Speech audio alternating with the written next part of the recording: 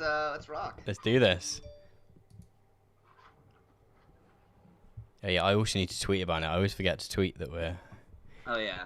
Okay, I think we should be live.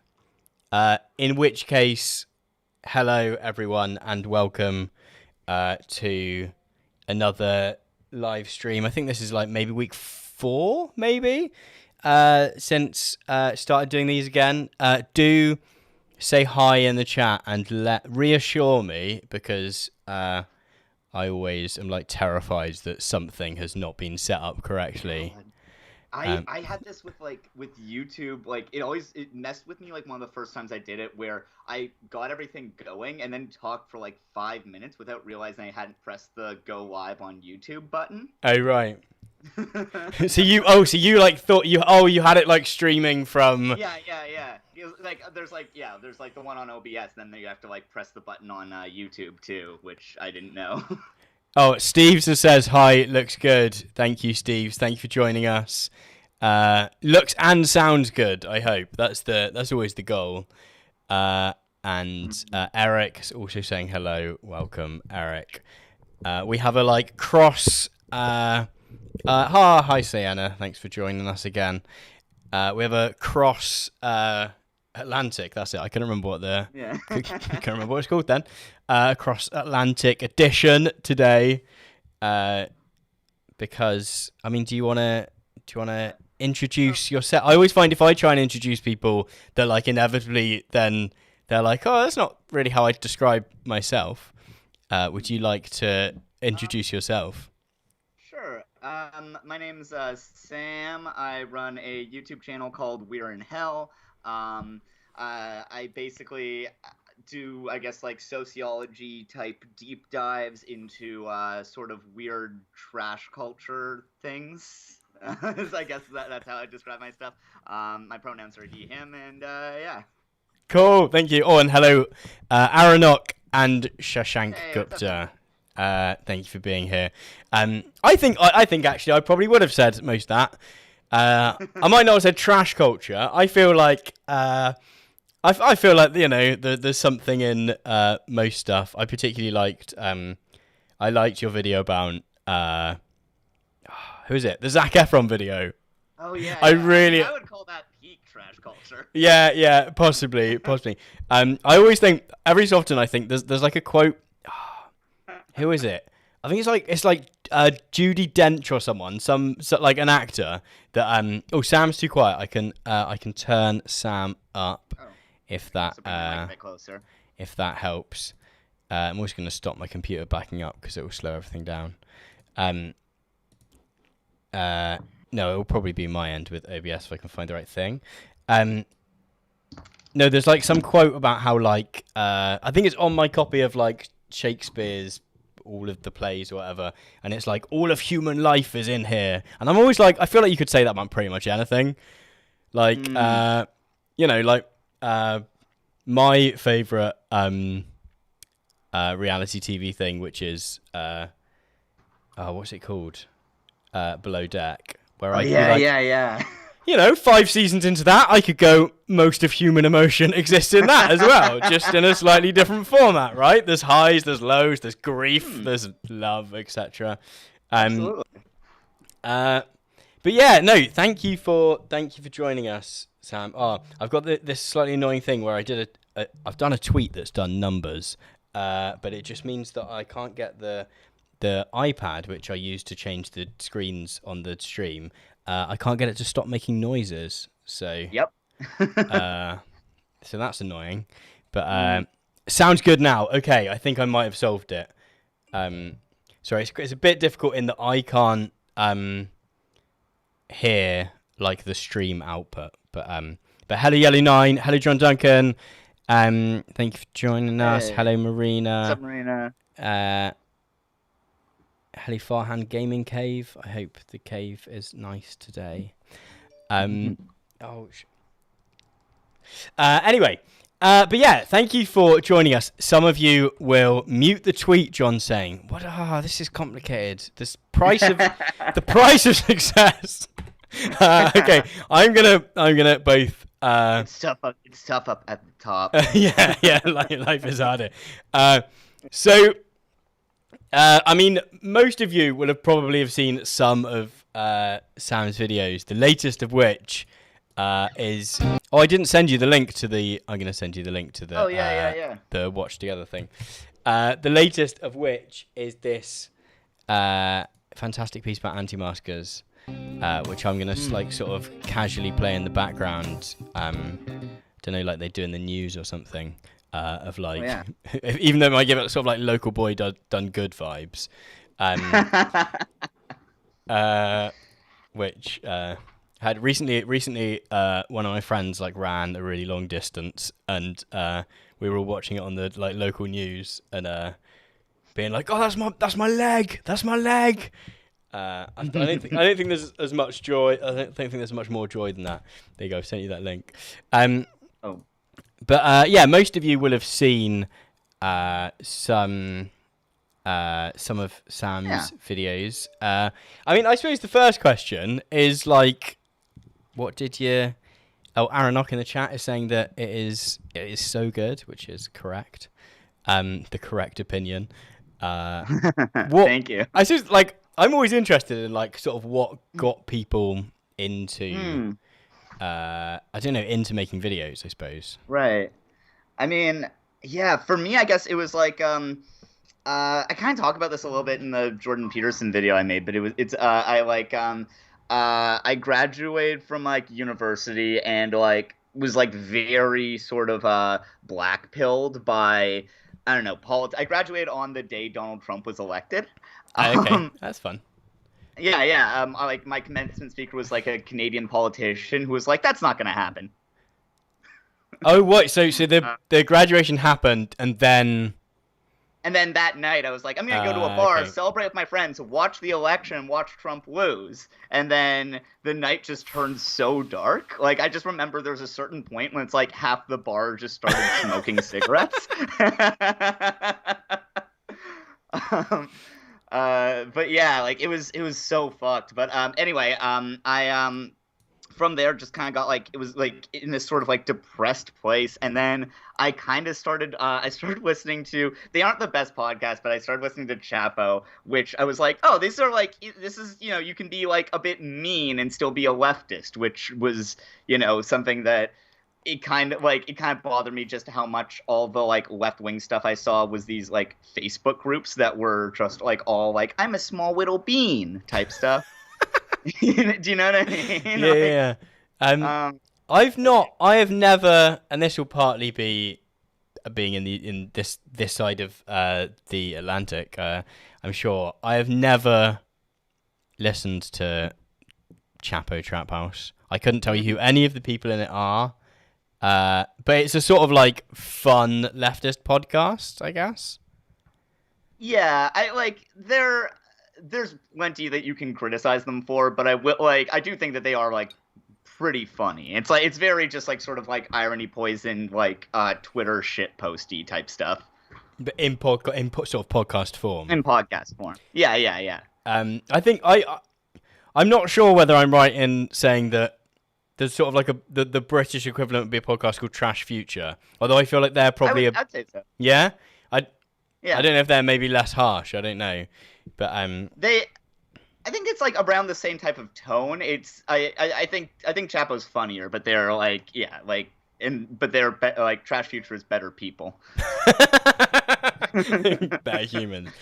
Zombie Ruler in the chat is saying that the Ball Gag is a great gag. Yeah, I love that. I like. Oh, yeah, I'm really proud of that intro. Like sometimes there's just ideas. Because you am I right in thinking you like do stand up as well? Mm-hmm. Yeah. I mean, I haven't in like almost 2 years now, but yeah. Why is that? Why? There's this virus going around. What? None of you have it over there.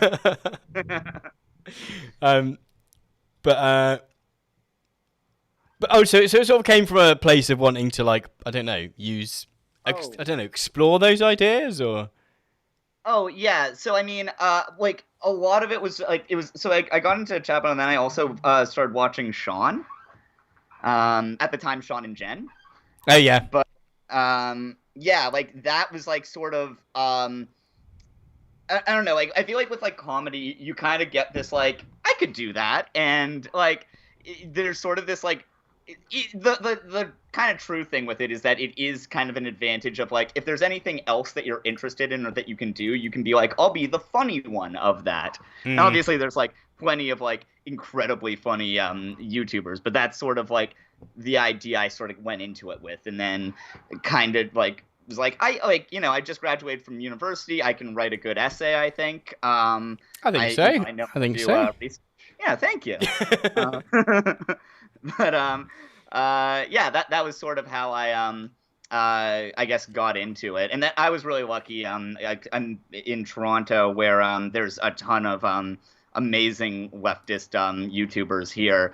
So I think after my like third video, there was a like Toronto meetup where I got to like meet with it was Mexi, Thought Slime, and Step Back History, and Jose was there too. He started his channel like around the same time as me, but he didn't say anything when like I yeah. Oh, cool. Yeah. What is it Yeah. that's in the water in Toronto that? I don't know. There's yeah, there's a lot. I mean, I feel like it's I don't know. Canada's very weird. Like I think part of it is that we don't actually have any I don't know, like uh yeah, like part of it I think is that like we don't really have like any big like media thing. Like Mm. there's no like far left or really like far right media. And so I feel like that's kind of why so many Canadians either go to the States for that type of thing, or it goes to these like alternative platforms. Mm. Yeah, because what is like CBC? I think I get the sense it's Yeah, like yeah, your version of the BBC, yeah. Represent. which uh I what's the cover? There's been It's like like they that. do some It's good like comedy. I really um. enjoyed Schitt's Creek and I quite enjoyed Kim's Convenience. So those are good, yeah, for sure. And like those are like kind of newer developments. But like like a big problem with like Canadian entertainment is that we have this thing, which like it is like a very well intentioned thing, and I think there are like a lot of good things about it too. But basically, if you check off a certain number of requirements.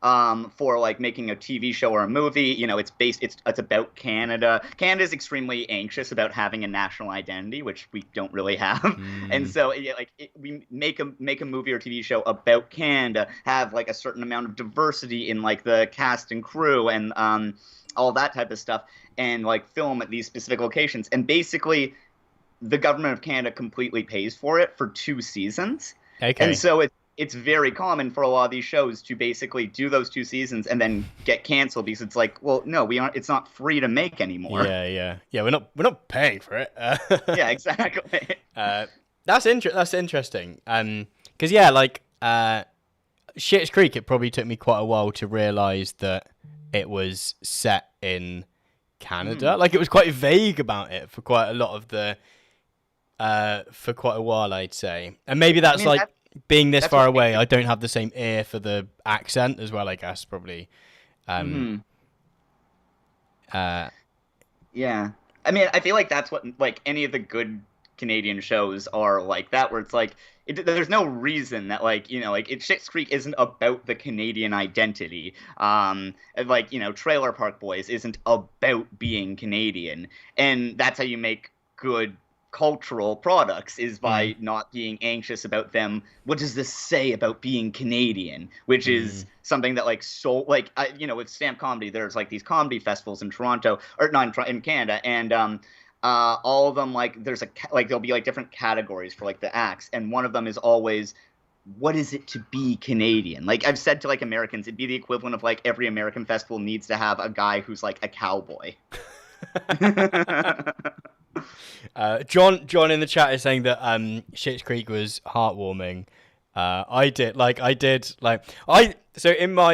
thing is that I feel like Schitt's Creek is like the almost like the story of our times in that it very much does the Aronok as well saying that they love Schitt's Creek, but in that it does the kind of like metropolitan versus like rural thing, which is sort of the bad class discourse of our current thing in which, we assume that everyone who lives in a big city is like super well off, and everyone that doesn't is like the sort of overlooked folks, which I think, like, there is some truth to in some regards, but I don't know. I feel like it deconstructed it in some ways, and then in others, it was very much like the rich people that moved to Schitt's Creek.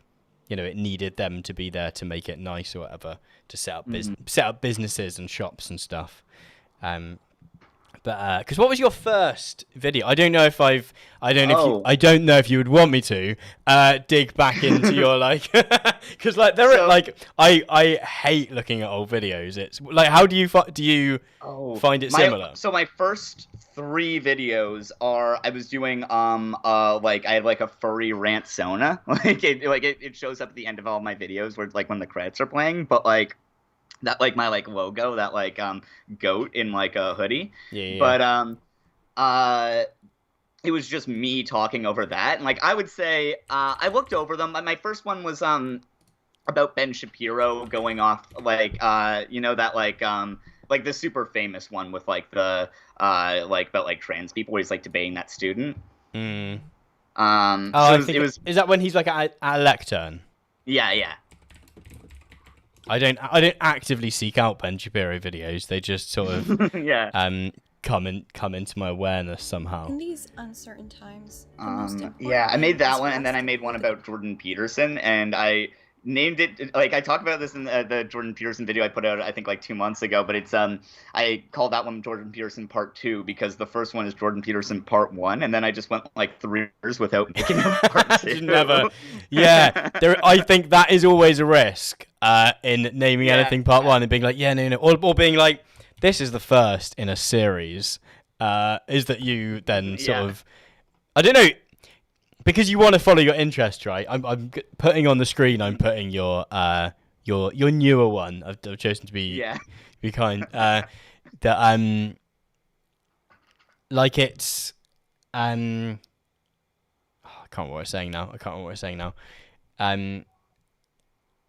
What was I?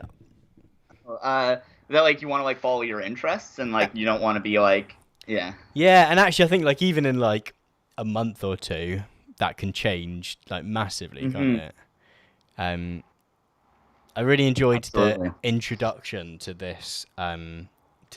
The kind of like I haven't read the book that you're quoting from, but it was nice. It gave it like a sort of extra edge to it. How do you go about like doing the? I always find that like the pairing of the like sort of essay bit and the sort of creative bit of making a sort of video in the genre that I guess we both work in is always an interesting tension. Like how do you find that? I don't know. I mean, I feel like for instance, like the anti-mask video, I just didn't really have any skits in it, which I think was like for the worst. I generally, I mean, there was the ball gag. Yeah, oh yeah. You're just so pleased with that joke. You're like, that's enough. That's enough. Oh, I was very proud of that. Like I feel like I usually like that's the first thing I come up with, and then like I'll like write the video around it. Like I feel like it's more like I come up with an interest, like a skit, and then I sort of write the video from that. Like with this, the Jordan Peterson one, I like came up like I read that and was like, this is describing this. I could do something cool with this, and then sort of tried to write the video from that. In fact, I recently rewatched the Dan Brown like film adaptations, like the Da Vinci Code and Angels and Demons, and I'm sure everyone else has like spotted this already, but like I feel like he must have loved watching them. Like, I don't know, it's really weird. Have you seen them? No. So like they're about this like he's American in this, but like they're about this American like symbologist guy who like decodes like Illuminati symbols and stuff, and he's like really super popular. Or actually it's kind of confusing because in the first film he's super popular, then in the second film he makes a joke about how no one reads his books, so it's sort of a bit, it's not all 100% thought through, but like I was just watching it and I was like, this feels like whatever wherever sort of Jordan Peterson's grift sort of gets him, it's never going to be quite as exciting as like the Pope ringing him up to save, to like stop bombs going off. I can't even really remember what happened to the film now.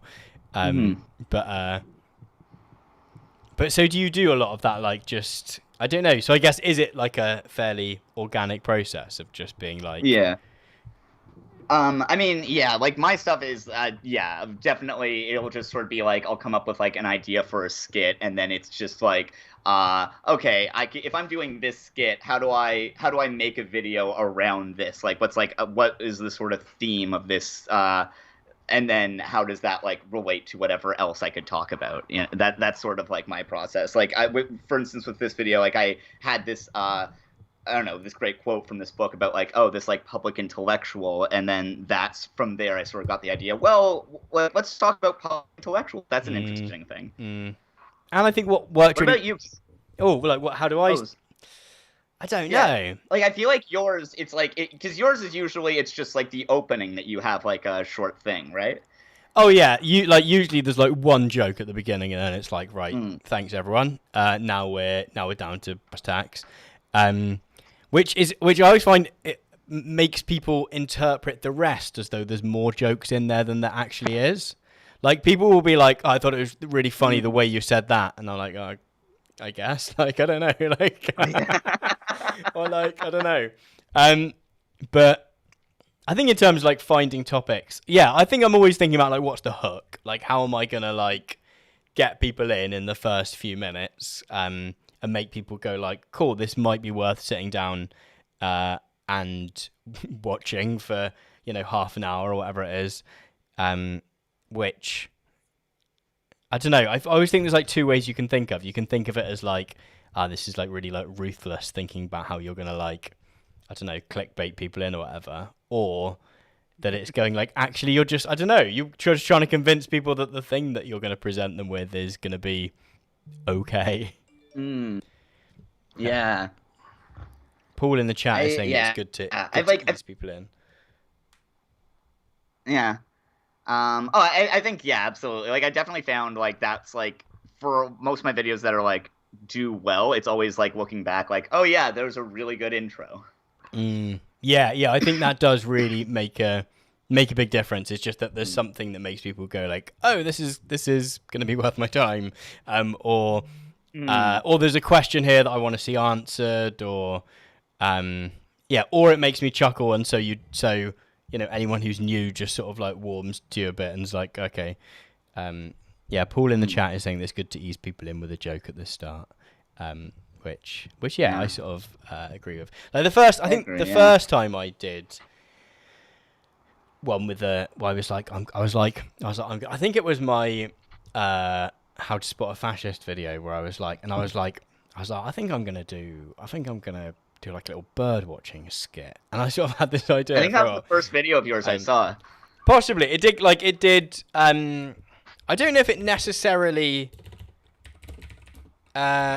did like particularly loads better than that, but I think it was the first thing that something like video that had sort of popped off and was sort of representative of other stuff that I do. Like, I think previously I'd like made videos about like a film or whatever, and people who liked that film had watched it, but like it maybe, you know, didn't necessarily then like the next thing they're gonna be like, what the fuck's this?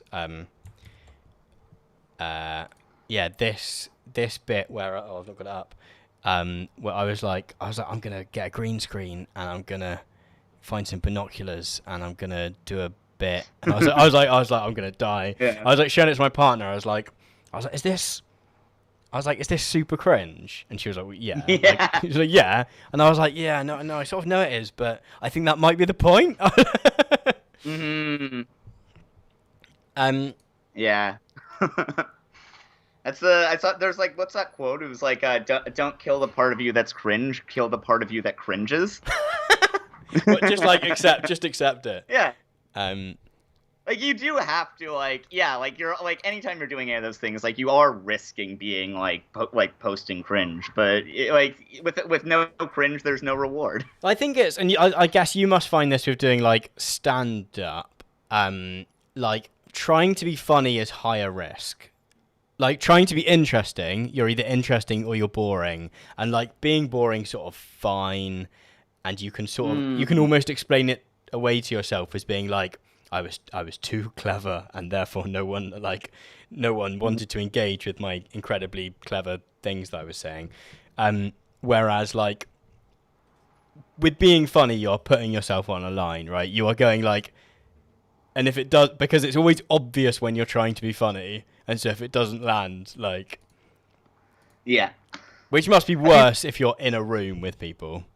Oh, absolutely. I mean, I will say, though, like, I think with something with like, stand-up is that, like, you like, with stand-up is, I think, one of the only art forms where, like, the art and the practice are the exact same thing. So, like, you can't practice stand-up in, like, to a mirror. You have to do it at an audience. So you tend to do, like, open mics and stuff. And if you spend a lot of time there, I think that you, develop a taste for really bad comedy. Like I definitely find like certain people like doing bad jokes really endearing. Yeah. Like when someone's just like, "Oh, you thought this was really funny, it wasn't." Like I'm like, "This is really sweet," you know? Yeah, you've like put yourself out there. Marie. Like, it reminds me of like.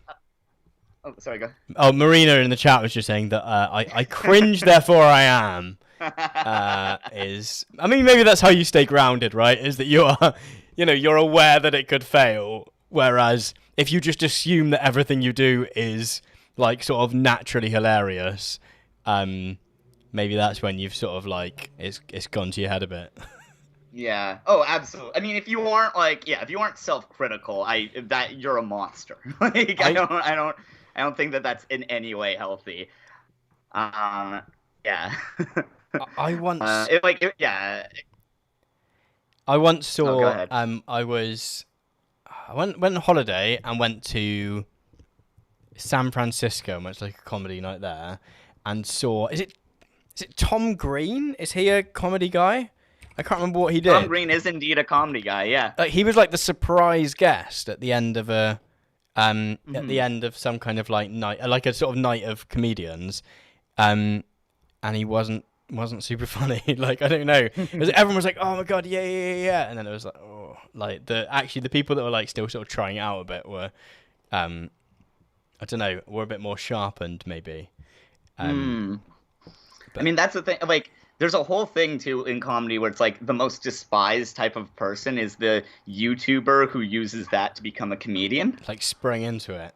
Yeah. Because who's there been? I guess there's been like. I mean, like, Bo Burnham's probably the one person that has done that and done it really well. Mm-hmm. I mean, do you want me to, like, name names? Who are the... Kind of like, I don't know. There's, like, a very big YouTuber who does stand up in Toronto from time to time. Don't say anything that's going to mean you can't, like, leave your house. Oh, it's fine. Yeah, Curtis Connor. Oh, I think I know who you mean. He's a great YouTuber, and like it was funny because I saw him and he basically told what would be a really good like funny story for a YouTube video, but with stand up like you have to be like so many jokes so quickly that in a way that would feel completely unnatural in a video if it's like just someone talking to you, but when in comedy you're expected to like a joke every like 30 seconds, and so he just bombed so hard, and like I am like, and yeah, like I'm saying this as like he is a way better YouTuber than me, like even just beyond the fact that he uploads once a week and does good videos every time, but like yeah. I mean, I suppose it's a bit it's maybe a bit similar to the way that so acting is very different for like camera or for like on a stage, and so like people can be like really good on TV and then you go and see them in a theater in something, and like because they do everything really small because they're used to the camera being like right up here in their faces, it's just shit, and you're like, cool, like I don't know, you can't see any of it. Or the opposite of like they're amazing in the theater and then like on camera they're like, hello, I'm here, like, and everything's just like massive. The Lit Crit guy in the chat is saying, I was already in the chat, thanks for joining us, John. I think Dave Rubin was a failed stand-up. Yeah. Oh, there's a lot of like comics turned YouTubers. Me, Thought Slime, Dave Rubin, all the greats. Spice 8 Rack. I think Philosophy Tube used to stand up a bit too, but yeah. I need to find some. Okay, I found some Dave Rubin stand up. Oh, it's so bad. It's so bad. Is I've this gonna seen a be? bit of it. Is this gonna be really horrible? It's pretty cringe. I mean, I love this stuff, as I was saying, but this is definitely some cringe content. Okay. I'm gonna get a clip or two. You go. Yeah, the memes are great. That's the thing. Let me know in the chat about like audio levels and stuff. I look. I am not for white supremacy or neo-Nazism, but the alt-right as a shit-posting, Never a great start to a sentence. Call out the bullshit, mock the power thing is amazing. Actually, there's nothing funny coming out on the left anymore. The left is a bunch of. Have you watched any of these comedy shows? They're a bunch of preachy little bitches right now. The left is crumbling. Okay, I just want to say really quick. I've like so many like I feel like so much of that comes from Nanette.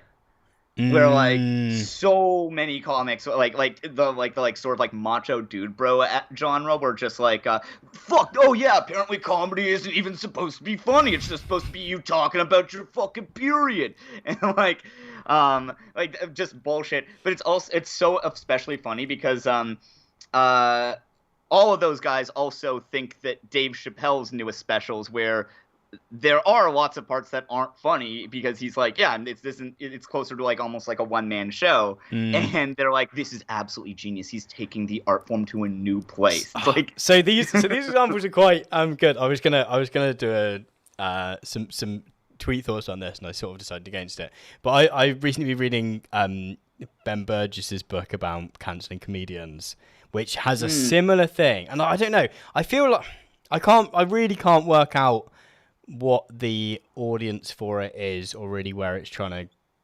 go. Like, I don't know, sort of like what he's trying to do. Sometimes it feels a bit like he came up with a title that he thought might shift a few books and then has had to sort of like make sort of just justify that. But it does a similar thing where he talks a little bit about he's like, oh, comedy doesn't have to be political, comedy doesn't have to change the world. Like, it's just meant to be funny. With the examples, actually, of Dave Chappelle and Nanette, of, like, Nanette's, like, not a comedy show because it's sad or whatever, it's political. And I was thinking, like, but all of the... I don't know, like, 90% of good comedy has it has something to say about the way in which we live, or is sad in some way.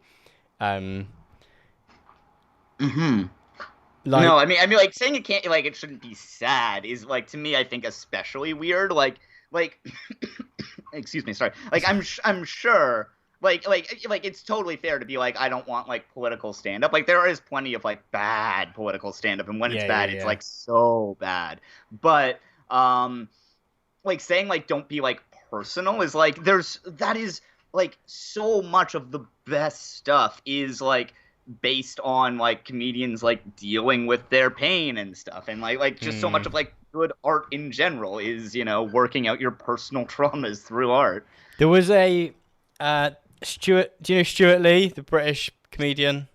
I've heard of him. I don't he's like the best British comedian by far, I would say, anyway. But he used to have a bit where, particularly, like, there was a couple of years where like at the Edinburgh Fringe Festival, which, for those of you aren't aware, is like a big comedy festival that happens in Edinburgh each year. There was like a series of shows that won awards that were like dead dad shows, where like it was someone like sort of doing a comedy show about how they grieved their father dying, and like he had like this whole bit about like you know, like doing, it's like, well, no, I don't even have a dead dad. Or like, I can't remember if it was like his dad wasn't dead, or that his dad had died too long ago, and he's like, I can't do a dead dad show. But like sort of with a sense, or sort of like a irony to it of, I don't know, acknowledging that there was worth to those things. But yeah, because like the best comedy sort of is personal, really, because that's why it, I don't know, why it connects to you. I mean, like the only really comic I can think who's like very good comic who doesn't do that at all is Jerry Seinfeld, who is exceptional in that he literally never talks about himself. I'd say great comic, and he was a great comic. I would say currently he's pretty shitty. But... I've not really watched any Seinfeld. Ooh. I don't think. Oh man, I mean, think I've just the show's good, I would say, and like sort of changed the way sitcoms work. Like, I think his stand-up is good. It's not like he gets put up on this pedestal as like the greatest stand-up of all time, and it's like he isn't. But like at all times, I think in comedy there is sort of a person who is changing how comedy works. Like, they're the hottest comic, and that completely alters what people think of as comedy. Like, it was, Jerry Seinfeld, Chris Rock, Louis C.K. was absolutely one of them. I'd say Bill Burr. I'm not sure exactly who I'd say is like the one doing that now, but like Jerry Seinfeld was at a time like the top comedian, and like did absolutely, like, when he was huge, like observational comedy just became like massive because of him, the same way that like Louis caused like introverted, like self-deprecating autobiographical stuff to be like all about like what became big. And which probably says something about like, probably that's why some people maybe think something is like amazing, and like maybe then you watch because you're not in that same like moment where it really makes sense in that way. Little Hoot in the chat is saying that so much of comedy is building tension and experiencing a release, and the release is so much bigger and more satisfying when you're discussing something painful. Yeah, like we sort of use comedy to process those things sometimes, don't we? Yeah. I mean, I'm pretty anti saying any one type is better than any other. Like, there's alt comedy that isn't really about pain and stuff that is like, that's some of my favorite stuff. And then, there's alt stuff that is very about pain. And yeah, I don't know. I think all of it can be good or bad. I wonder whether like sad comedy has become an increasing like an increasing trend. I don't know. Like Bo Burnham's Inside is like, I know there are like laugh out loud moments in it, but like, yeah, I still haven't seen it. I really want to. Oh, it's so good. Like, it's got some absolute bangers. But, like, yeah, there are whole songs there where you're just like, I mean, it's not. Like, it's kind of devastating more than it is, like, hilarious. I've heard. Well, I've been reading this book. Have you ever heard of Cruel Optimism? I think I've heard of it.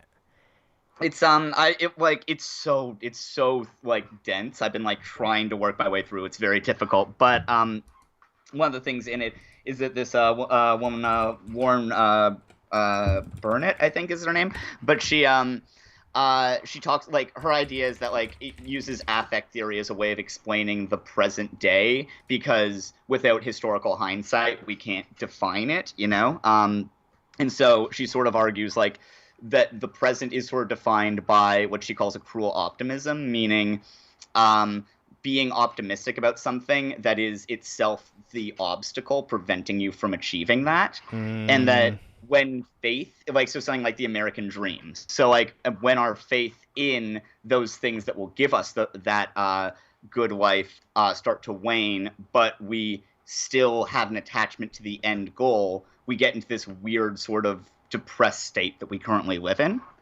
So she argued that one way that's been one way that's manifested itself is in moving from situation comedies to situation tragedies. Yeah. Like everything, like, like it's the new like sitcom is like something like BoJack Horseman. Yeah, which is like just devastating so often. And like that whole episode where he does the like speech, the sort of funeral. What's a funeral speech called? Eulogy. Yeah. And like none of that episode is really, I don't know. You couldn't necessarily describe much of it as like super hilarious. No. So W859 in the chat is saying that in my country, all stand-up comedy is pretty much about saying stereotypes. So sad. I feel like there was an era of British comedy which was just guys getting up and doing impressions of like people from other countries, and that was like it.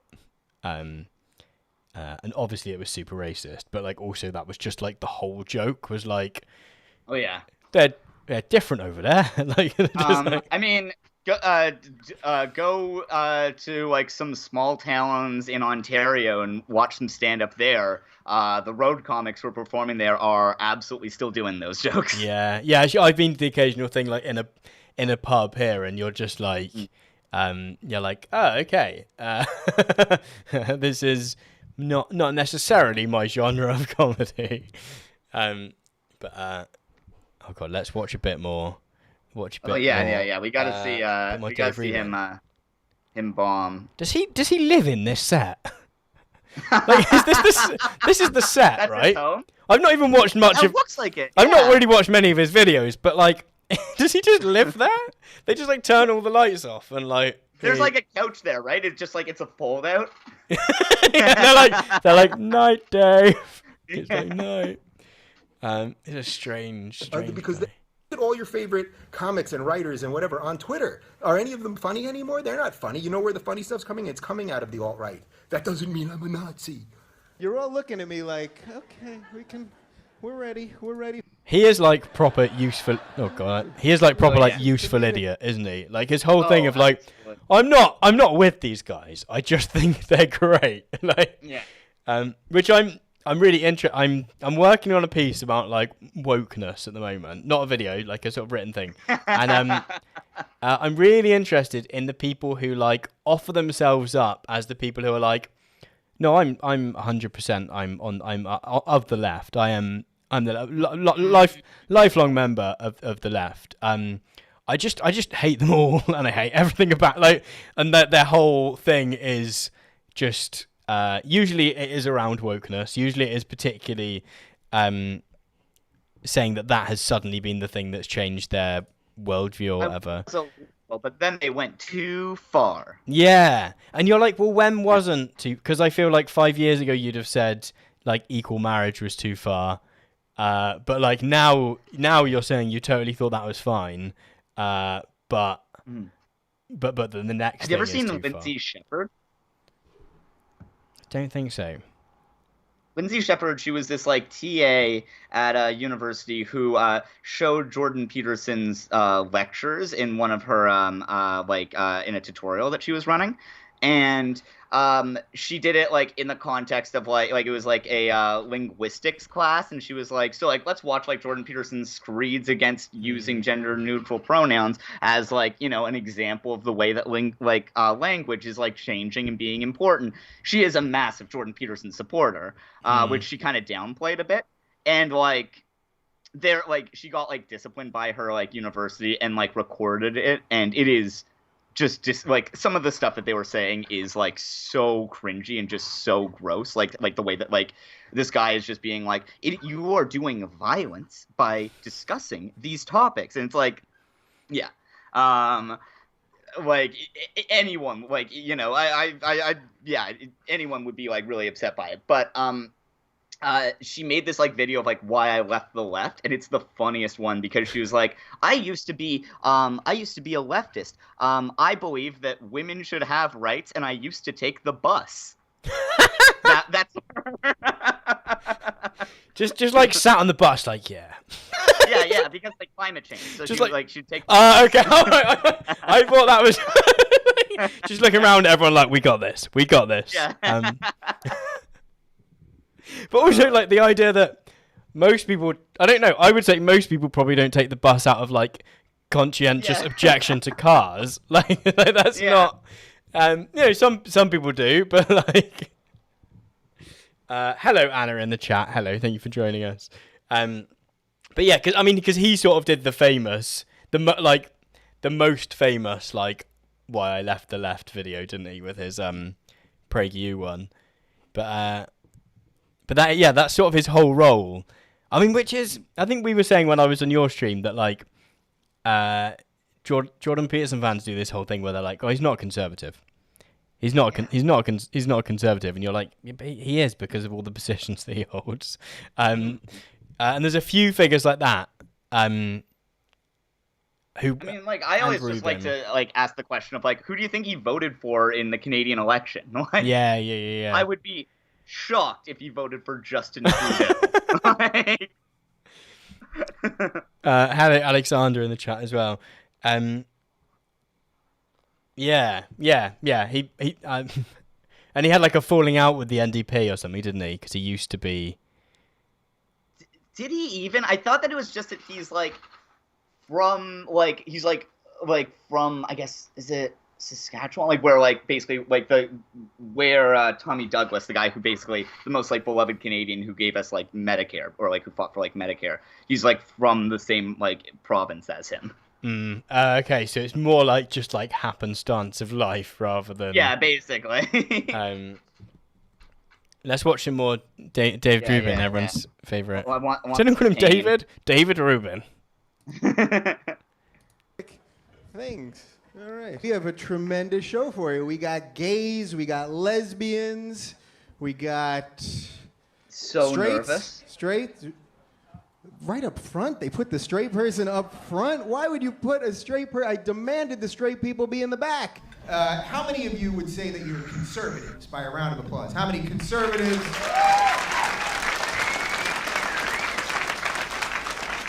Conservatives always very respectfully. You first raise your hand before you applaud. Conservative. We don't make a lot of noise. This is real. Conservative. We're conserving the applause. Is that how conservatives see themselves? As like, I don't think so. like, particularly like the brand of conservative that go to see a Dave Rubin show. Like, like I'd say you probably get some old British conservatives who would be like, oh, but they wouldn't be a comedy show. They wouldn't. They just wouldn't be there. Hello, Semitustra. I think I did get that right first. Yeah, why I left the left is sort of the like go-to. I mean, it's a great sentence. Like it's a cracking title. It sounds fantastic. Like you can't deny that at all. Conservatives, that's good. Look, that's great. You know, people with jobs and families. You know, you're dressed right. I saw you. I could have picked you all out. It's very easy. Oh, well, there's someone who's wearing clothes that fit, probably a conservative. All gay people. Is everyone here gay? You're gay. Very good, very good. Do we have any bisexuals? I know they don't really get out. Is it just the same joke? Again, yeah. I mean, I'm gonna say there's footage of me telling the same joke at like different events. Fair enough. You don't do like, I don't, I try not to, like, I try to only have like one video out of that, you know, like the best take of it. But this looks like the same night though. Material. This is a bad joke. This is like, you should be embarrassed that this is like in his like showcase set. But this is a tight 10. Is that what comedians call it? Yeah. Tight 10, tight 7, or like showcase, I guess, is what I've always like called it. But yeah. Ryan in the chat is saying, I was like, actually, I'm going to read this sentence before I read it out. Never really think about that. Conservatives seem to always have this idea that they're quiet and need to be louder when they're almost always shouting the loudest. Yeah, I always find interesting the way in which they quite often believe that everyone is silencing them, but also everyone secretly agrees with them. Like there's like this real like duality of I'm sort of the only person that knows the truth, but also like everyone knows the truth and is being silenced. And it's this really like Alexander in the chat, saying like, you know, the idea of like a silent majority, which just comes back time and time again, doesn't it? It'd be interesting to see where like how generational that split is and how much that retains. I think that will sort of depend on maybe what life looks like post COVID, I guess. Yeah, I wonder if that's kind of always been the case, or if that like how I guess conservatism like changes. I remember like the former Prime Minister of Canada, Stephen Harper, is now in like the conservative blogosphere. Like he's made PragerU videos. It's really embarrassing. But where was he when he was Prime Minister? Is he like drifted to the right? He was a conservative Prime Minister. Oh, okay. He was like the boring conservative though. Like that's his like. he did like horrible shit, but he was like very just like, you know, it looks like you know, I describe him as like looking like a haunted ventriloquist doll, like yeah. Just like just this doughy blob of a man. But he did like Ben Shapiro's podcast, which is so fucked. But he said something that I think is like actually pretty true, which is like that there's kind of two genres of conservatism. There's like the sort of libertarian. Well, I guess this isn't that like shocking though. Like there's libertarian and sort of authoritarian, where he like argued that like Canada's conservatism is less libertarian and a lot more about like controlling the population. Which maybe makes I'd say like yeah, British conservatism is a bit less a bit less sort of that kind of like libertarian angle to it. I always love the video about the seatbelts. You've seen the like libertarian debate thing where they're like can you remember what the US libertarian candidate is? Gary Johnson. That's his name, isn't it? This is Oh hell yeah! Let's go. Like, it's like a really short clip. Oh yeah, isn't he like he gets booed for like saying that he thinks there should be driver's like, licenses? Kick off. Oh, here we go. Here we go. Oh, it's driver's licenses. That's it. Yeah. Have I got it up? No, I don't. This is it's just like, what is it? Should someone have to have a 1 minute for one, and like I just love like how it feels like a sketch. Like so every single person in this video is like a sort of completely different character. Should someone have to have a government-issued license to drive a car? Hell no. What's next? Requiring a license to make toast in your own damn toaster? The license to drive? You know, I'd like to see some competency exhibited by people before they drive. Oh my god! I just love how how milk toast of a position that is. like he's not even like pro it. He's just like I'd like some basic competence. And like just the way that everyone else seems to have like prepared lines. Like the guy that's like toast in my own damn toaster. Yeah. Well, it's also like like you were saying, like there's such like different genres of person. Like the toast in my own damn toaster guy is so awesome. Like just like that looks like I just want to go back. It almost looks like he has like a I know that his jacket isn't leather, but like it would make sense if his like blazer was made of leather. Yeah. So Bojo's channel in the chat saying that like thought it was a skit. Like it has the vibe of a skit. But yeah, it looks like they're like super pushed for time as well, so they have to do like really short like answers to everything. Which I guess like for a libertarian debate is probably possible because they just go. Yeah. Do you think there should be rules for ... What? Like absolutely like. Yeah. That's so good. And like you can actually like look this up like or like in Canada at least there's like a very like a local like libertarian like party, and like my friend looked up all the like the people like running like and all like the like running for all the different like ridings in Canada, and it was like it's so funny. They were all like exactly the types of people that you would think. It would be like a lot of like this guy from like this video that we got here, or else it would be like just like steampunk guy, like, or like I feel like it'd be like this type of dude, steampunk guy, or like wore a bow tie to like high school math class guy. I've been listening to do you listen to like Behind the Bastards? Oh yeah. I've been listening to like the Bill Gates one, and they're talking about like him like carrying a briefcase to school, and you're just like, what vibes? What like strong vibes? Do you get like proper like comedy candidates in Canada where people like stand just like for shits and giggles? Not really. There is one party which I have like a relative who was a member of it called the Rhino Party. Which, like, I don't know. I don't really know anything about, like, what their, like, platforms are or anything. I know one thing that this guy was interviewed and they asked him what he would do if he won. And he said demand a recount. Like we just have like whole parties that exist, like, and like candidates that stand like every time. Like, oh sorry, this is like some horrific info video.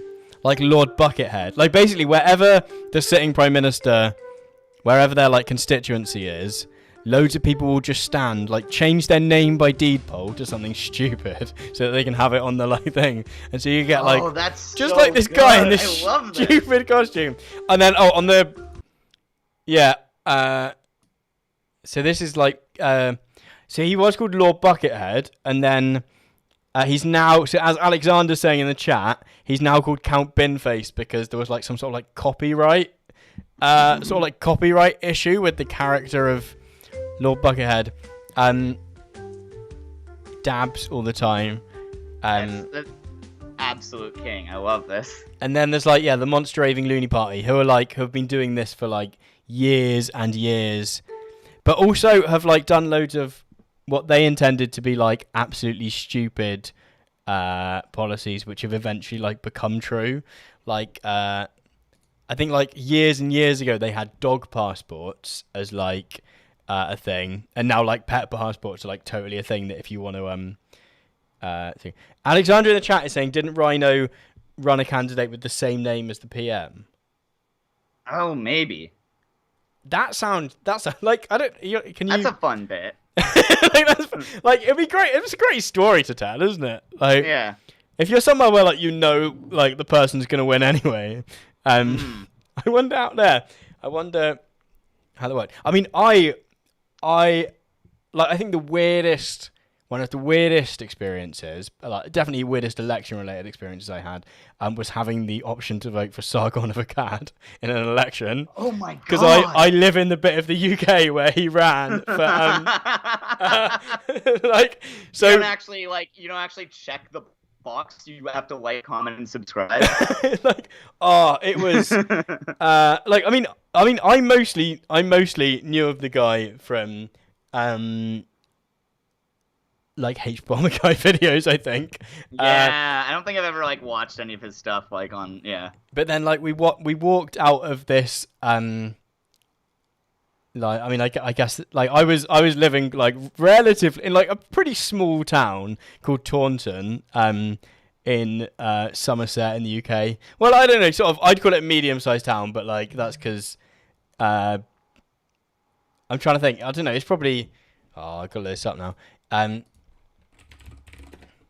I feel like in other parts of the world, this is like maybe a super tiny town because like just the UK is not very big. 69,000 population. Nice. And like, so we were like in this, like going to like this little church hall. Like had to like walk there from our house. Like, and then like I was like chuckling as we came out of this place. And like. like my partner was just like what is it? And I was like, when you're like, there's a whole story I have to explain here. Yeah, there's like some deep lore. Like, yeah, which is the same as when I casually mentioned like Jordan Peterson once in a thing. This was like maybe a month ago, and I was just like, where to start? I was like, where to start? And it felt like narrating Tiger King to someone. Oh, sorry. John is asking in the chat how I voted. Did he get my vote? I think it was a seat that was so rural. Everyone's doing nice. I don't know. Yeah. When did we nice? What happened? Oh, your town is 69,000. Oh, okay. No, yeah. No, I was like, what did I say? I think it was a couple of weeks ago where someone in the chat was like, "Oh, so you don't believe in free will then?" And I was like, "Wait, what?" I was like, "I don't know what I said. I've like no idea what I've said." But no, he did not get my vote. In fact, I think I voted Lib Dem because it was one of those seats that's so rural that like just there's like no, like barely anyone stands, and half of the people are like a bit bonkers. I almost had the I was like a year too young to vote for Rob Ford. I mean, I obviously wouldn't have voted for him because he's a monster, but I was all, like, that was just like the election just before I turned 18. Do you know who? Oh, is he the cocaine guy? Yeah, the crack smoking mayor of Toronto. Yeah. Yes. Yeah. That guy, like, he was like a terrible person, very conservative. I went to a debate, a mayoral debate. The way you started that sentence made it sound like you're about to say "but." Oh no. I went to this debate, and it was at the Art Gallery of Ontario, and all these mayoral candidates talked about what they had done for the arts in the city. Usually it meant raising money for a certain thing or being involved. Rob Ford's contribution to the arts was playing Peter Pan in a high school musical. I mean, maybe it was a very good performance. Yeah. I mean, some of the stuff he did is very funny. He's an awful person, but there's this one time when he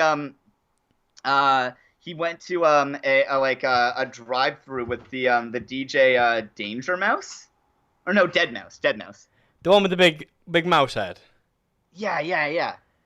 And he went to they went for a drive together, and Rob Ford stops to go get coffee, and his order at Starbucks is basically an extra large cup that's half filled with espresso. He asked for 9 espresso shots, and then the rest of it is filled up with cream and sugar. Wow. And Deadmau5 is just what's wrong with you? And he's like, what? It's really good. His poor heart. Can you just imagine what he's like in the next 2 hours? I mean, yeah. Oh, yeah. He was caught I mean, his coffee habits obviously aren't the. Yeah. He was caught drinking and driving, and he was carrying just this in Canada they're called Mickeys, one of the really small things of whiskey or booze that the kind that's a flask size. Okay, yeah, I know what you mean. He was he had one of those, and then just a big bottle of Gatorade that he was chugging from as chase, Just up, down, up, down, up, down. The most famous thing, I want to make it very clear, he's a terrible person. He was accused once of sexually harassing a woman, which there's a very good chance that he did, but he was his response to the reporter saying this was I did not tell her, they were saying that he'd said he wanted to eat her pussy or something, and his response was I've got plenty to eat at home. I feel like that's a pretty legendary response. What context is this? Is this in his police interview? No, this is not a police interview. This is a press conference. Oh my god. Oh goodness. Someone's asking in the chat what we're talking about. We were presently talking about former mayor of Toronto, I believe, Rob Ford. Yeah, the crack smoking mayor of Toronto. Who didn't quite score.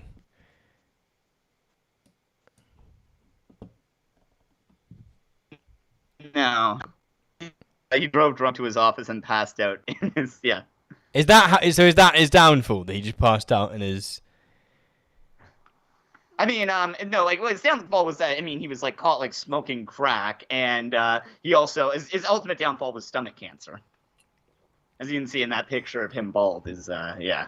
Oh, is he dead? Oh, right, I didn't He's see... dead now, yeah. I didn't see the, to 2016... yeah. Yeah. Also, very bad stuff happened to all the people who were smoked crack with him or was around him when he was smoking crack. Well, as a cover-up. As I think probably, I don't think it's ridiculous to say that it was probably partially involving him using the police to cover it up. But yeah, yeah, basically, there's a big picture of him, this famous picture of him with a bunch of other guys, at this trap house, and all the other people in that photo are dead or in jail. Crikey. Yeah. Toronto's been high up on my list of places to visit.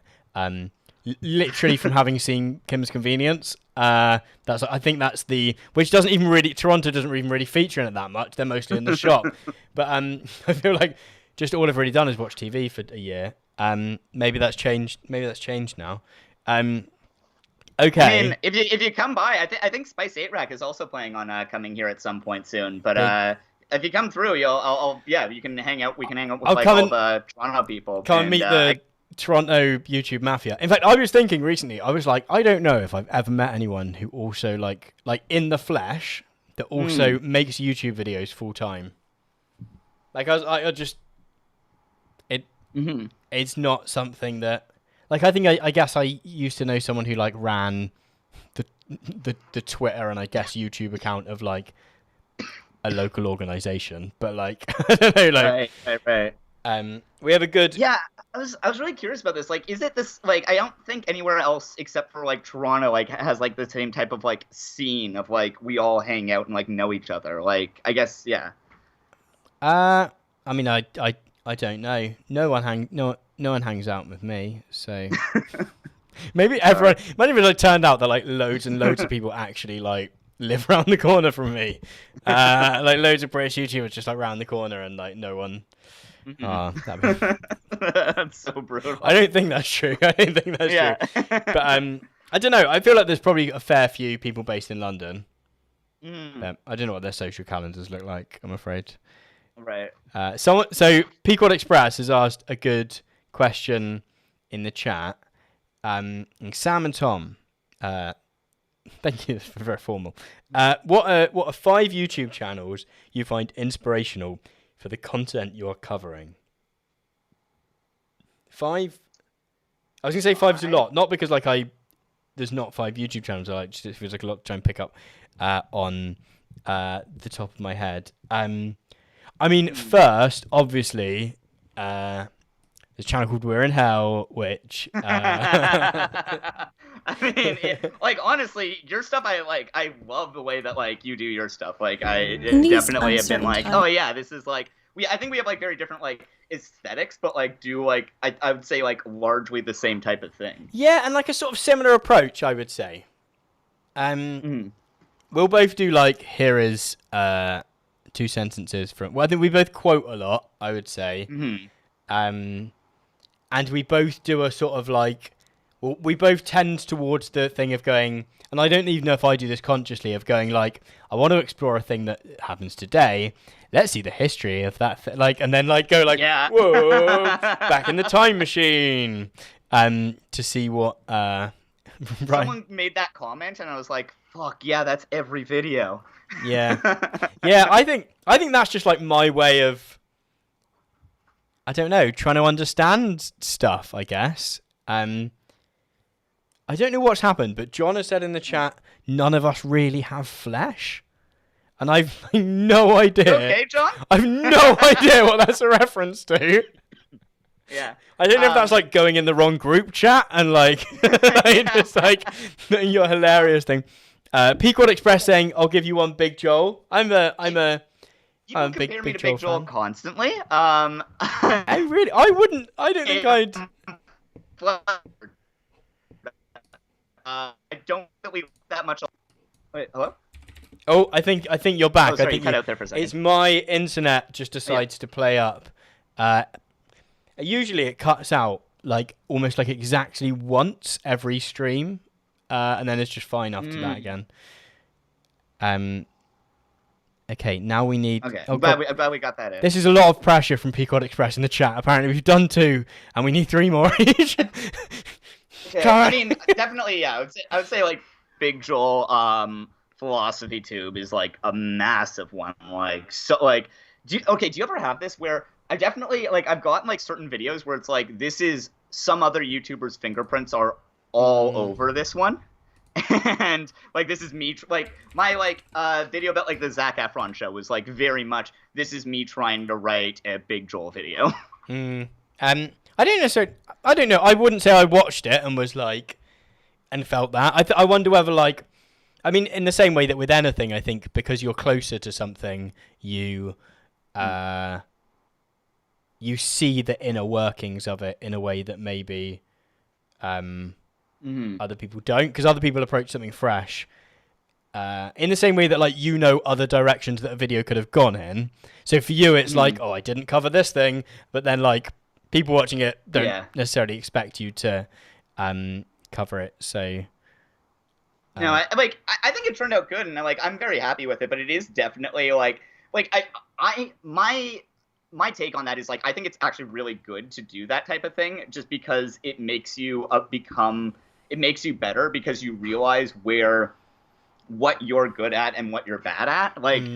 From trying to basically write a Big Joel style video about this shitty reality show, it very much makes it I realize that he is a way better essay writer than I will probably ever be, but realize where my strengths are and where they aren't. I don't think that I don't know. But I never watch both of your videos and go which is the best, I guess. But I didn't see that. I don't think. Yeah, I don't think there's necessarily. Yeah, I think I'm the same. I don't think there's necessarily anything bad about that. That inevitably you pick up inspiration from all over the place, and you'd sort of probably be a fool not to try to implement. Oh, okay. So John's saying that one of us said that. Oh, I said I wanted to meet people in the flesh, but I can't speak for you. But I simply don't have flesh. Right. I see. Okay. Sorry. If I there's a delay, and I think I would have laughed. Sorry, this feels mean now. I would have laughed. I promise, John. I would have absolutely lost it. I really like. I've not watched her latest video. Lindsay Ellis has always been the. Oh yeah. The sort of for me has probably always been the person that I've been oh yeah, no, that's really although she's much funnier and stuff. But I'm trying to think. Oh, yeah. I mean, actually, my favorite is what's so great about that? I think is a real. I don't know them. Really? Oh, really well edited videos, really well written videos. I know that sort of Grace was the person behind them. I know that they have some sort of background in sort of academic sort of video essay making. Okay. But the videos are super engaging. This is a great one about. Looks awesome. I'll definitely check this out. Great one about the Queen's Gambit. Sorry, a fantastic video about Untitled Goose Game. Which, hell yeah! Remember that? That was a great month when everyone was really into Untitled Goose Game. What? Yeah. Was that pre-COVID? During? Oh COVID? yeah, it was pre-COVID. But in the before times. Yeah. It was I think it was 2019.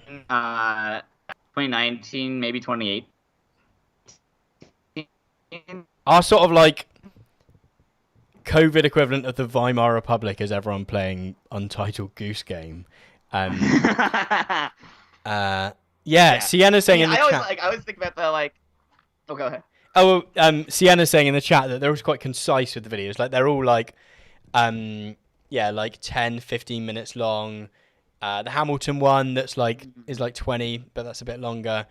But no, really, I feel I would definitely say really underrated, which is always a odd way of describing channels, I think, because I don't know, it almost suggests that I don't know, that the worth of the work is found in how many people engage with it. John's saying that there's a 7-minute delay. I don't know how to do anything about that, folks. I'm sorry. But I'm guessing John's being a little I'm looking at this now, and it looks there's definitely a minute delay. John Duncan would not exaggerate for comic effect. No, I refuse. Never. I refuse. Have you ever seen? Have you ever seen the do you know the two Ronnies? He is my mortal enemy, but. Do you know the two? Oh yeah, no, he called you out for in his video, didn't he? Did that happen? I didn't imagine that. Yeah. Oh yeah, there's a beat. Have you ever seen? Do you know the two Ronnies? No. Did they ever come to Canada? They have a sketch which is. This is gonna make me seem like a really old man. Like there was always like a kid at school that was really into like Monty Python about like, you know, like 20 or 30 years after Monty Python. And Monty Python is good, but like, you know, like when there's someone who's all their comic references are from like many years ago. Right, so they've got like a Mastermind sketch. Do you have Mastermind? It's like a quiz show. Oh. No. So okay. it's a fairly basic quiz show that exists in the UK where you do 2 rounds. Your first round is a specialist subject. So you get to pick like something that you're really into. So you might do bees or you might do Game of Thrones or whatever. Then the second one is general knowledge. And there's a sketch where he does I mean you'll see. Oh wait, I need to turn it on. Let's see. Yeah. Let me get this. And so to our first contender. Good evening. Your name, please. Good evening. I don't know necessarily whether this is going to be hugely funny because it's like 1960s comedy. But I'm going to risk it. I'm going to risk putting on the video that no one laughs at. All right. Yeah. Everyone made me watch something that I didn't find particularly funny a few weeks ago, and I felt really bad about it. So this is my sort of. I was like, thanks for suggesting this, everyone. Maybe this is. I played some Kids in the Hall. You know. Did you ever answering questions? You know them? Kids in the Hall. Yeah. Who's Kids in the Hall? They're the best Canadian sketch troupe. Oh, I've not. Like sketch comedy show. It was it was like from like the 80s, I want to say. Oh, what? So that's like your Monty Python or whatever. Yeah, almost. I mean, I guess so. Yeah, they're. I would not compare them very much to Monty Python, but like I can show you a bit of what their stuff is like if you want. In terms of like In terms of like importance. Yeah, cultural importance. I guess maybe yeah.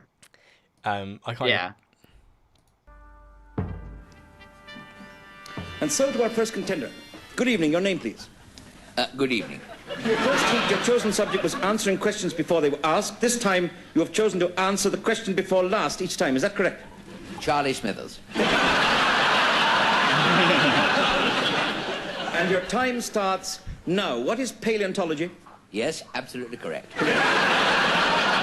What's the name of the directory that lists members of the peerage? A study of old fossils. Who are Len Murray and Sir Geoffrey Howe? Burks. That was like a very specific joke about some politicians that I'm pretty sure maybe aren't alive anymore. But actually, earlier we were talking about like comedy that I suppose that wasn't a political joke, I'd say. But like, this is just like silly. But it's like, yeah. This is. Have you never seen? No, this is. Have you never seen Four Candles? There's a guy that like No. So what? Basically, one of them walks into a shop in like a hardware store, and he's like, "Oh, what can I help you with?" And he's like, "I'd like 4 candles, please." And the guy behind the desk is like, gets out 4 candles, and he's like, "No, 4 candles, handles for forks." Like, it's just all absolutely stupid, but it's great. It's great. Like, I think maybe you get to a certain age where you're just like, the silly stuff is actually Oh, yeah. a lot like You got it. Not edgy in the slightest. I don't think any of their stuff. I'm trying to think of other like channels that I really. I mean, let me show you this. Like, this is just like this is one of the classic Kids in the Hall And now, sketches. Bruce McCullough with an open letter to the guy who stole his bike wheel.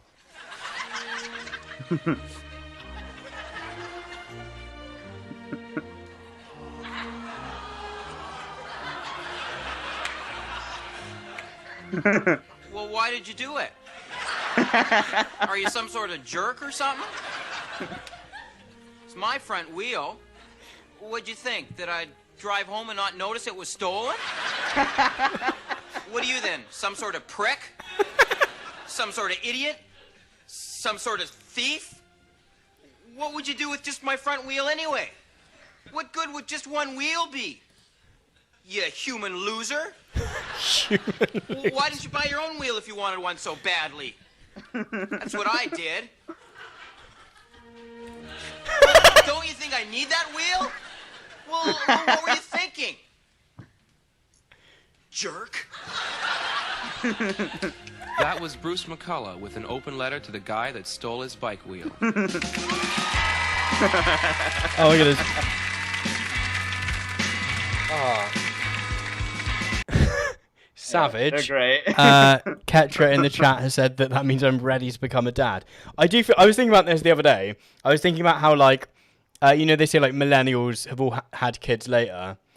I was like, but I am probably, like, filled with all the right jokes. I have like no child to express them to, so I just say them to other human beings. I was on a run yesterday, and there was a guy doing bird spotting in like full camo, but just like in the park. It was awesome. A bit odd. And I tend to have my headphones in, and I think I don't want to shout at people, but I overcompensate, and so I'll like run past people and I'll be like, "Thank you." Which is creepy, right? I need to stop doing that. Yeah. But so I'm like, like people stand there and I'm like, thank you very much. So I'm like sort of I'm like, this guy's in front of me and I'm like, excuse me. So obviously he doesn't hear me, and I get to him and he's like, oh, sorry. And I'm just like, oh, didn't see you there with all that camouflage. Like which is just a terrible joke. Yeah, my cousin just had a kid, and like she's like a little over like 1 now, and he's now a dad, so all of his like bad jokes like work perfectly. Wait, John, did I say children weren't human? Oh, that's not what I meant. Damn it, I'm always having one. Right, so we've just had launch in. I wonder if you have an equivalent to this in Canada. Do you have any sort of like Fox News style channel? Not like we try. They tried to. So there's like there's The Sun, which is that's a thing in the UK too, right? Like the newspaper. Yeah. Like it's like a super conservative rag. Well, and they tried to do a. Oh, I think I remember that being a thing. Mm-hmm. Who did they have on it? Ezra Levant, who now hosts The Blaze, I believe. Right. There was definitely like. Oh yeah, they've got a YouTube channel with all the videos from like 6 years ago. Did it just not take off? Yeah, no, it did not work. Yeah. Actually, I know a guy who was interviewed on it, and he, I don't know if you know Picnic Face? Picnic Face? No. It was like, we have Rebel. So like, Picnic Face was this like old sketch troupe, that like made like a bunch of like super viral videos like early 2000s. I know one of the members is one of my roommates who's moving out soon, but they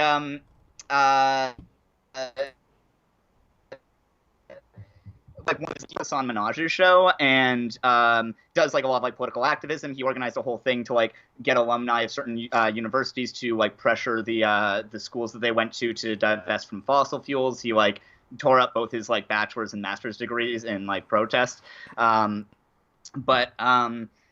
Yeah, he did this interview on Sun News, and it's amazing. Like it's Stephen Colbert at like the White House press correspondence level of just like trolling. It was so good.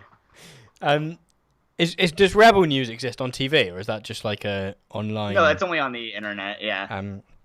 We've just gained. I was gonna say I really loved Hassan Minaj's show. Was that that was? I'm thinking of the right person, aren't I? Yeah. Like I really enjoyed Patriot Act. I thought it was I thought it was good. Like there wasn't a huge amount to like complain about. I thought and it was really good fun. It was really fun. Like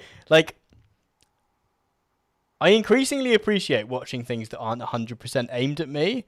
But then like you get to this weird place where like after 2 seasons of watching Patriot Act, like you become like aware of a specific joke that maybe he repeatedly makes, which is like an inter-Asian American joke, where like I'm sat there in Southwest England, like ha ha ha, yeah, like just because I picked it up from like this being a recurring thing in his.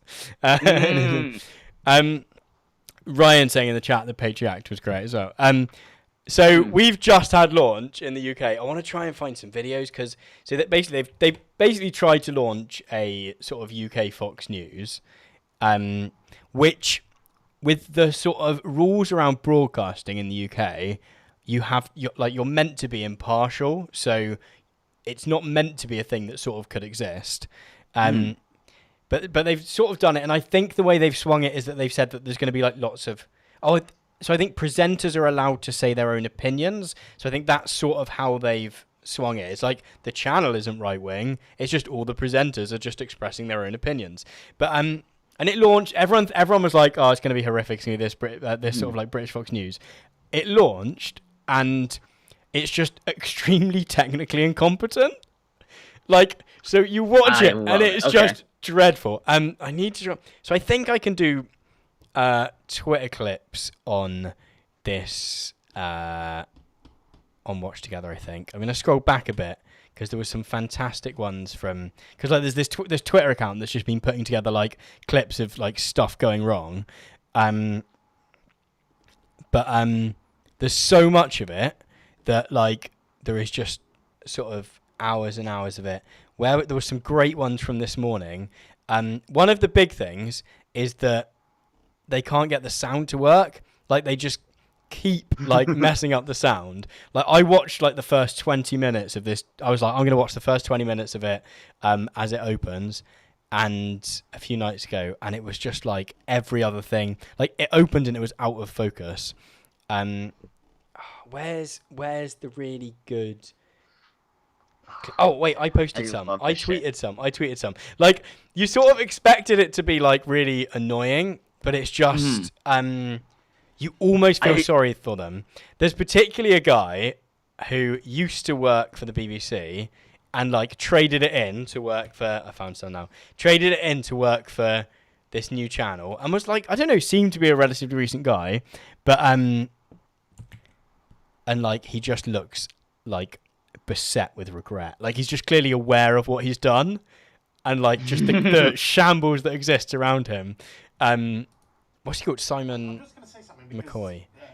So the context for this is that people keep like emailing in with names like Hugh Janus and like Mike Hunt and like just all the classics. And he's had enough of it.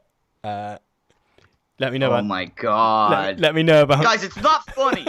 Like guys. I'm just going to say something. Works every time. If you've seen the papers, if you've seen Twitter, some people think it's really funny to send in texts and messages. Wait, I'm gonna have to start it again. Sorry, everyone, I didn't put it. I do this thing on the stream where I watch videos and forget to put them up on the screen, and That's a good therefore bit. Like it when you do. it's just me going ha ha ha. Oh, did you see that? Which I was actually just before Christmas. I was teaching. We did this like weird thing at the university where we were teaching in person but also online. So you had to like teach at a webcam but also to some people that are there. And if people were ill, they tuned in from home, and it was a bit of a nightmare. But I'd just do that constantly. I'd just be stood in a classroom just being like, and everyone's like, Tom, you've done it again. We can't see anything. Okay. This is up, right? It is. I'm just going to say something because if you've seen the papers, if you've seen Twitter, some people think it's really funny to send in texts and messages that, on the basis that if we read them out, you know, we've been had. You're still doing it, and I'm watching them, and it doesn't help anybody, you know. We're just not going to read surnames from now on. Well, so the person who's just messaged, grow up, you know. We're a new company, we're a new broadcaster, there are systems that are put in place that would stop idiots like you getting through. They're getting through at the moment, but please, you know, please. Hear us, that's an improvement. It's the way he sees another one. All of you with serious views, we still look at GB Yeah, News we do. at GB News. Now, my namesake Alex Wickham, what a great journalist he is at Politico, has revealed the government... I've got to find, like, it's just... So funny. That's so good. Just, yeah. Where's the... Oh, what did I do? Oh, because I need to go back to where I tweeted from. Like, it's just constantly, just everything's going wrong. So, rather than sort of everyone tweeting at it and being like, this is all just ridiculous, like, reactionary stuff or just super contrarian stuff, it's just everyone going, like, I don't know, you almost feel sorry for some of them because... Yeah. Like, you know that they've... There's an earnesty. I'm just going to say something. Oh, no, that's the same one. What did I do? Like, the fact that he, like, says that, like, we're a new company, we're just trying to get our feet, like, that's so funny. To, like... Just trying our yeah, best. like, it's sad. What do I have to do? So I've got... Oh, this one... So sometimes they don't always work with Twitter. Usually it does, but, like... Oh, here you we have to go to, like... This one's not even quite... Oh, yeah. I feel like I've saved one of my favourites for last because it just... Some way to go. We'll be joined now by MP Peter Dowd, and down the line... Sorry, we have not got Peter. We've got Mark Littlewood, though, from the IEA, who joins us, I think, down... well, we're talking to Mark in just a moment because those figures do show some improvement in those some way. Like the amount, This is amazing. like the amount of clips where it's someone just going like, oh, and now we're joined by this person, and then they're like, actually, it's I'm Steve, I'm the lawyer. This is my favourite because he has a real like a bit of a rant down the thing, and then. With his good news segment. Oh, okay. I think this one is like we'll just have to like press play at the same time. It's my favourite bit of the show. Oh, oops. I'm just gonna watch now. Yeah, you. What's happening with the levels? Welcome back. GB News. It's 5 o'clock. You're with Simon McCoy and Alex Phillips for the next hour. Right, well, still to come. There's that war of words all up. What? With his good news. Wait, how do I start? He's just like head in hands when they cut back, just like what is happening? Yeah. So it This just is so good. it's like I think what they've done is they've spent all the money on presenters and they've just got like it's really low budget. There's like the sort of main guy who's Andrew Neil, is like just has like a black curtain behind him, so he looks like he's in a sort of university drama studio, and it looks the whole thing just has student TV vibes. Yeah. Oh, that's yeah. Sienna is pointing out in the chat, importantly, that it's called GB News, but the main host lives in France, and like most of the people funding it are, you know, non-domiciled at least for tax reasons, if not just literally just live somewhere else. That's so good. We don't have anything that's like this like bad, you know. Pequod Express is saying, a question for you, Sam. Sam, in light of your wonderful video on the Fire Festival and late stage capitalism, how do you view content from fellow Canadian YouTubers Eamon and Beck and similar creators? I don't know Eamon and Beck. Let me look them up. I don't think I've ever seen them. Sorry, I there's people like I know, and then a lot of other YouTube stuff I watch is just Magic Card or cooking content. What's my... Oh, I really got into recently. I think there is a thing of like when you've spent all day thinking about YouTube and writing a YouTube video, sometimes it's a bit like I'm not going to do that in the evening. I'm going to do something different. I got really into a very specific sort of corner of YouTube where it was, you know, City Skylines, the game. Yeah. The sort of very specific corner of that specific corner where it's people who are professional town planners playing City Skylines. and just being like, well, we wouldn't do this in real life, but like That's I loved fun it. Like stuff. I was just so into this for ages. Just like, this is amazing. This is amazing.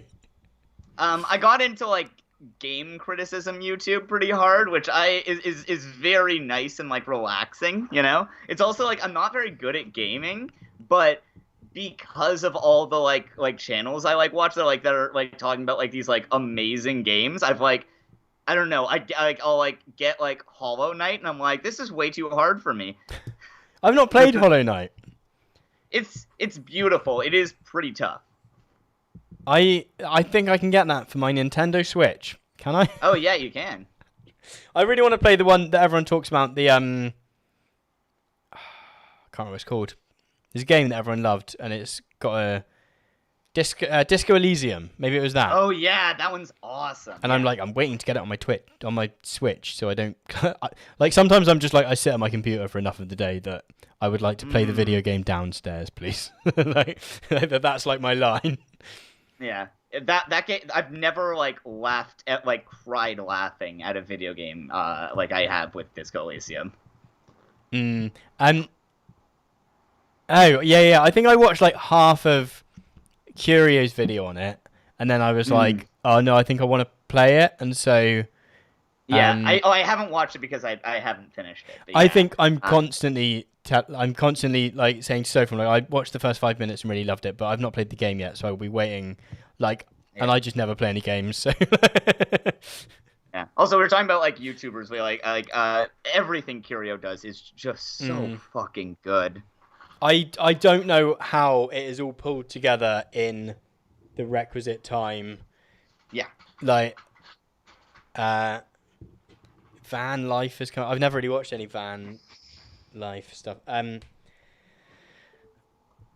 trying to think of other. Oh, that's the Eamon and Beck thing. Is that like I just looked it up? They're like living in like a van. It's like very like get back to like basics. Have like a really simple life, and it's just like I don't know. I think this stuff is very gross. The whole like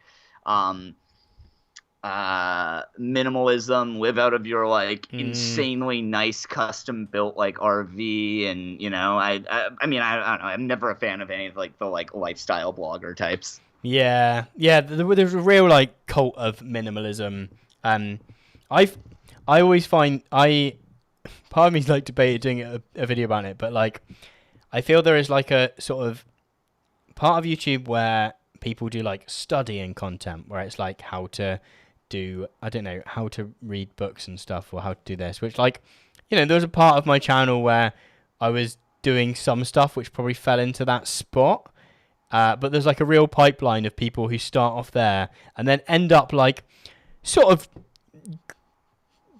grift adjacent, if not, if not like 100% grift.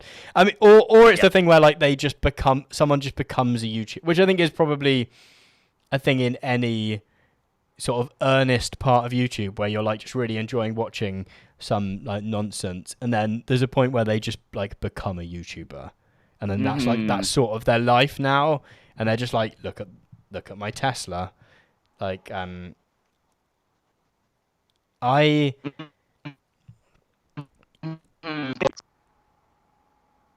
Sorry, I lost you for a moment, I think.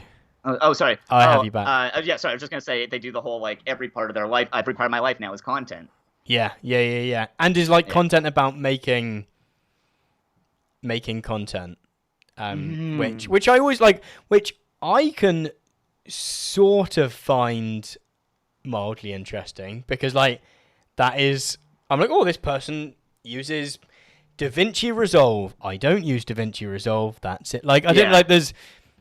But I suppose part of that is that so much of YouTube is like a big part of the audience is also people that want to be YouTubers. So there's real like captive, or you can at least definitely say that there is people on YouTube who want to watch stuff about making YouTube videos because obviously that's where they're going to be, because that's the thing they want to do. Whereas people who want to make whiskey for a living. I don't know, it's like a random thing, like might be somewhere else. In fact, like one of my sort of like kind of long-term, for some reason, so every so often like have to buy like new kit or whatever for YouTube, and like obviously I didn't really know anything about anything, so have to like look up reviews of people doing stuff. Like I think for like maybe like 18 months I've been like, I'm gonna buy a new camera at some point, and then I'm just like, oh, it's all complicated, I don't really know, so I just stick with the one I've got. But there's a channel, and like all the channels that are like for like this is the kind what that you would buy for making YouTube videos. Yeah, obviously on YouTube, and it's like I don't know, they are very useful often, but it is also like I'm always like, who's subscribed to this? Like, why would you just like. You know, I watch these like once a year max of like, oh, I need to buy like a new microphone. It's so weird to me imagining someone who's just like, yeah, no, I just want to hear like regular updates on all this. On micro, but like, and that's as someone who like makes YouTube videos all the time, right? That's but I think it's like part of like the part of its draw maybe is the like allure of that. Like, so there's a channel that what are they called? Right, so it's called Think Media, I think is the channel. Have you ever come across this one? Oh, not sure. Let me see. I'll get it up on the stream, but the iPad thing where I press the buttons keeps crashing. Sorry, everyone. So yeah, okay, it is up. So this is like, and I think like from the first time I was ever like, I can't even remember what I bought. It might have been like a really bad like lav microphone for like 20 quid, and I was like, I'm gonna do my research, and like this guy like started off making YouTube videos for I think what it was, and this is me really like, I think I definitely got on really early like with this guy who's now got like 1.68 million subscribers, has like a whole business. He was like, basically I think he was live streaming his church services, and then like was going, I'm going to do some videos for other people who want to live stream their church services. So he'd have like loads of stuff about like microphones and cameras and that. Eventually it became just about making YouTube videos. But I still get sent all of their like community stuff. So all of their like community posts. Which are really interesting for me because they're all like super, is this the right one? Yeah, like they're all super like sort of like rise and grind hustle culture type thing, but also with this really like it's interesting that you can see how the like religious elements been folded into it almost with the same kind of like you know, your life isn't going so well at the moment, but if you just like believe and keep making videos, then it's gonna there is happen. There's such religious like aspect to it. Like I know this guy who, it's very weird. Like he's not on drugs, but he just has very like cokehead energy, you know, where it's like anytime that like we talk, he's just like very much like just like goes on and just like switching topics. Like he's a very weird guy to talk to, but fully like he has this like, he's not exactly religious, but has this full on like hustle culture, almost religious attitude of what, you know, like he says it as a bit, but like constantly says like God is great, you know, come on, and like, but like it's weird, like it is like, yeah, that's so indicative of that sort of like, it is very almost like prosperity gospel. Yeah, because it's like if you work hard enough, it will definitely happen. Which like lots of people in the chat are saying like like hustle culture is really exhausting and toxic, etc. Like a real it is a real like late stage capitalism like thing, in the sense that like the thing that I always think about is the fact that I'm trying to find some like particularly like here's like a really stereotypical post. Okay, this is like a community post where it's like, what's the hardest challenge you'll face on YouTube? Commitment. There will be days you feel like giving up. There will be days where you're criticized. What separates those who make it and those that don't? Commitment. Commitment looks different for each person. For one person, it's sticking to a weekly uploading schedule. For another, it's uploading a video once per month. On the other hand, there are other aspects of your channel that are important to commit to. Giving the best with what you have. Getting a little bit better with each video. Providing the best value to your viewers. Put a in the chat if you're committed to your channel this week. And like, there's like sort of some... There is something about like focusing on just like making the best thing that you can make rather than like, is a million people watching it. But there is also this thing of like, it's definitely gonna, that like, that sort of, yeah, semi like religious belief in the fact that it's gonna happen. Which I mean like permeates our culture, I guess, more broadly, and that like, roaming adhocrat in the chat is saying God has a plan for you and your YouTube channel. You were created to prosper. Yeah.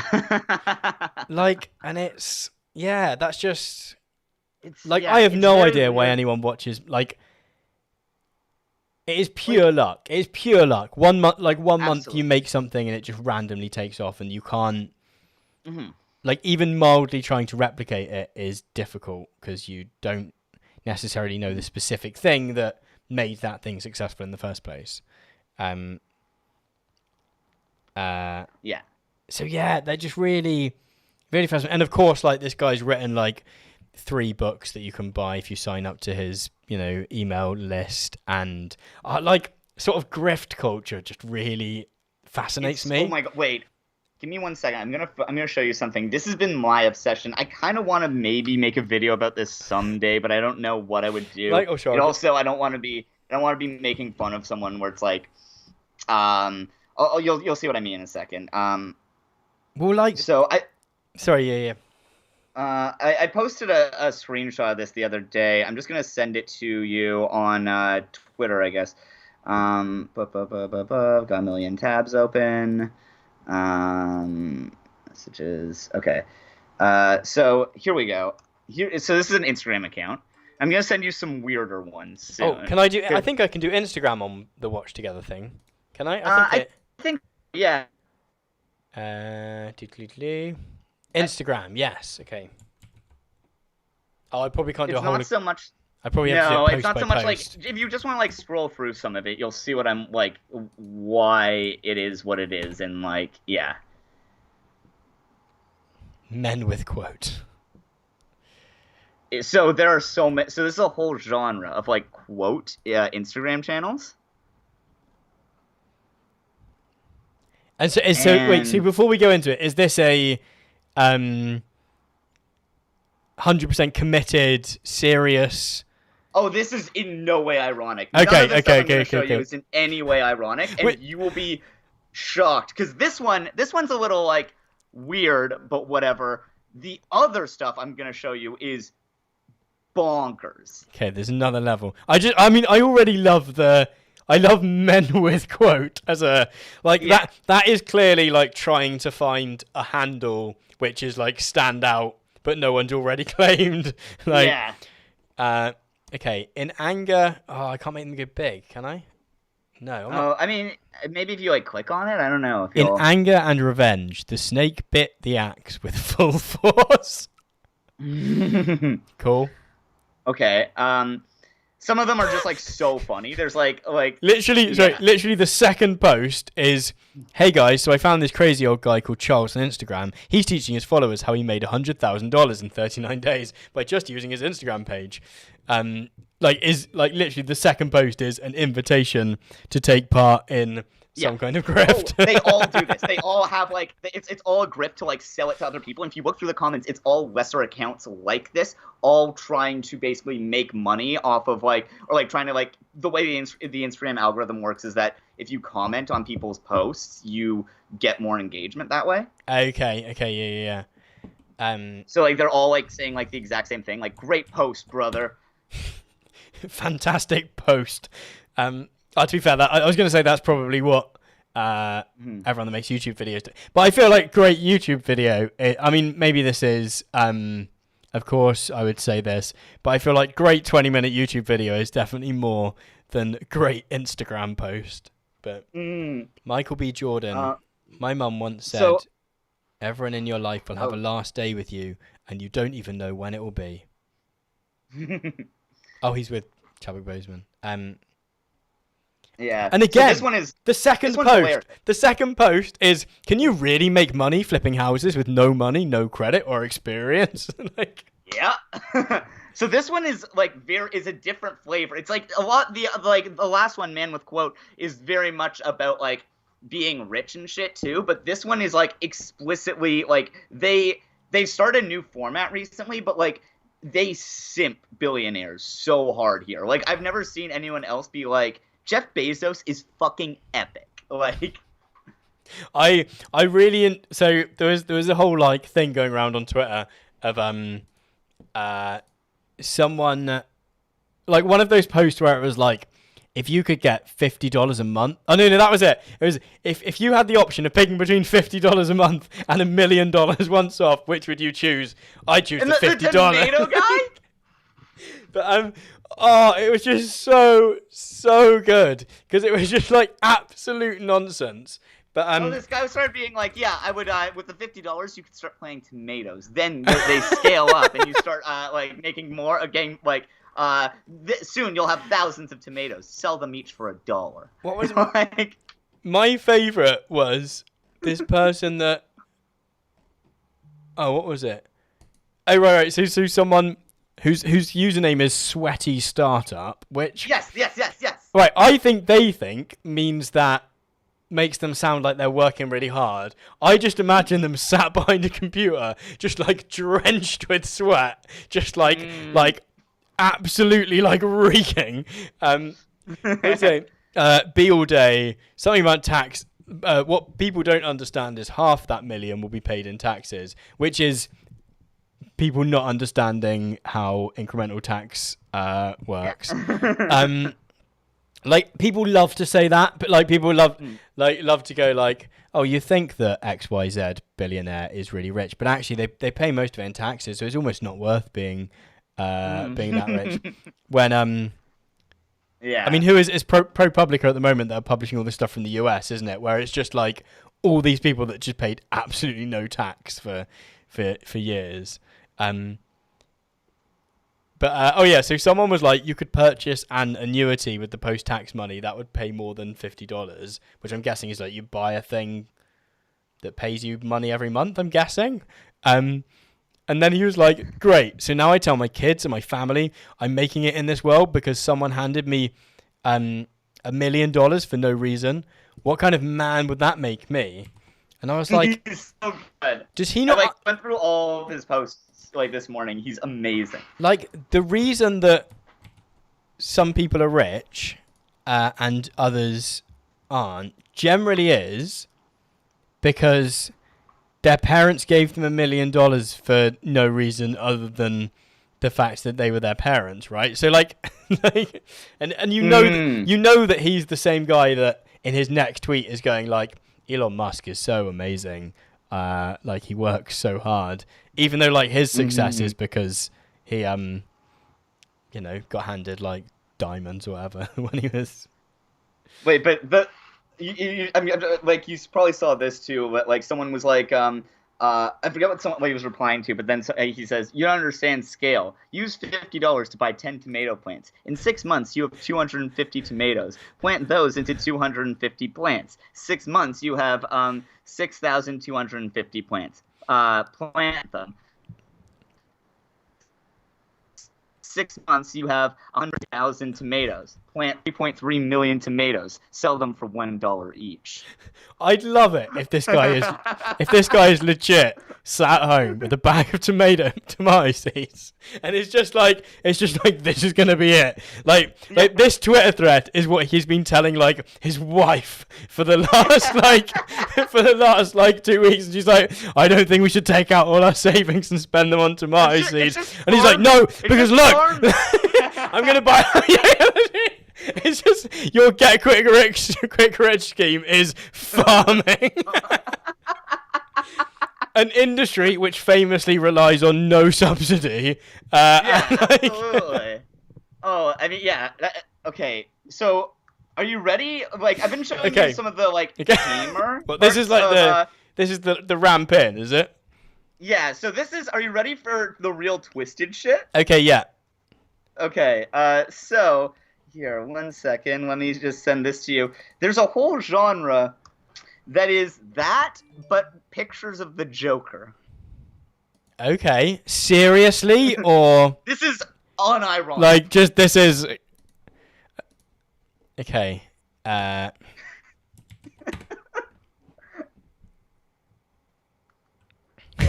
Joker quote. My story will inspire you to be sure to hit that follow button. I mean, cool photos. Oh, sorry, I was spotting one that's actually. Oh no, sorry. I was like, this one's definitely Bane. Oh, sorry, it's behind our heads a bit, but I was like, this one's definitely Bane. But no, it's half Bane, half the Joker. Yeah, it's a little twisted like that. And like all these are like very emo quotes. It's so good. And like, the quote and the photo do They not don't in match any up at all. way. like 2 important days in life: when we are born and why we are born. And then it's just like a picture of one of the masks from Dark Knight Rises, I guess. Yeah. It costs $0.00 to be a kind human being. And then just put Jared Leto as the Joker. Move backward to avoid war. If gets started, then never move back an inch. Okay. Yeah. So like this is the thing. The reason I'm hesitant about making a video about this, I don't want to make fun of people where it's like English is clearly not their first language. Yeah. But this is so fucking weird, and there's more of these. Let me try and find. I think it's Mr. Villain quotes. One thing I love about going like if you go on holiday to like France or to like it's mostly France, but like they always have like you go into like a clothes shop and they'll have like t-shirts with like English on them and like just it makes like no sense whatsoever.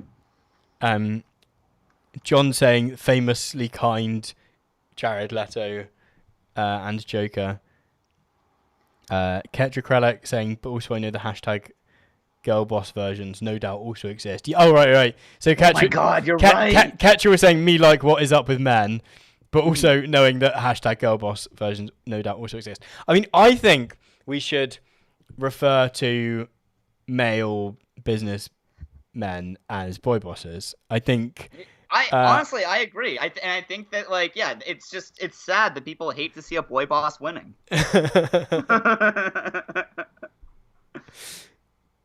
I've been trying to get this to catch on, so thank you. But yeah, I just sent you another one that is also great. This one is Mr. Villain quotes. Like I definitely know. Same thing. I definitely know like which kids at my school would be really into this. Do you know what I mean? Like the definite. Oh no! Now it wants me to log in. It's worked out that I'm not. Go away, Zuck. Wait, what's it called if I search it? Mr_Villain.quotes.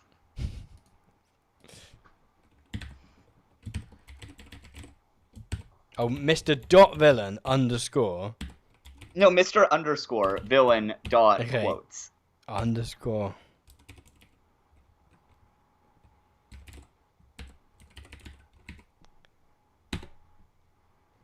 Well, it's not coming up. Oh, weird. I don't know. Mr_Villain.quotes_. The Joker. Is this it? And the first one's a picture of a rhino? That might be it. No. No, I don't know why it's here, I can just put some into the watch together. Let's see. Let's see. Maybe this one. This might work. Let's see. So yeah, it's stuff like this. John saying that there's going to be a whole new genre of this with Cruella. How do I identify broken hearts? Watch closely. They watch carefully. They smile a lot. What? Wait, what? Yeah. How did I identify watch carefully? They smile. Is this suggesting that like is this like a Joker themed like that he's broken inside because yeah. That's a theme on the Joker ones. It's very emo. It's a lot of like getting over your ex and like laughing about like how like rich you are. Like it's a lot of stuff like women are like buses. When one leaves, another comes in 15 minutes. When someone hates you for no reason, slap them hard in the face. Then they wait for a reason. Oh my goodness. Hello, Joe. I can't remember. I'm not sure whether Joe is just joining us or just leaving. But hello. I'm glad you like the fact that there's another stream. Also, this is I made a parody one of these.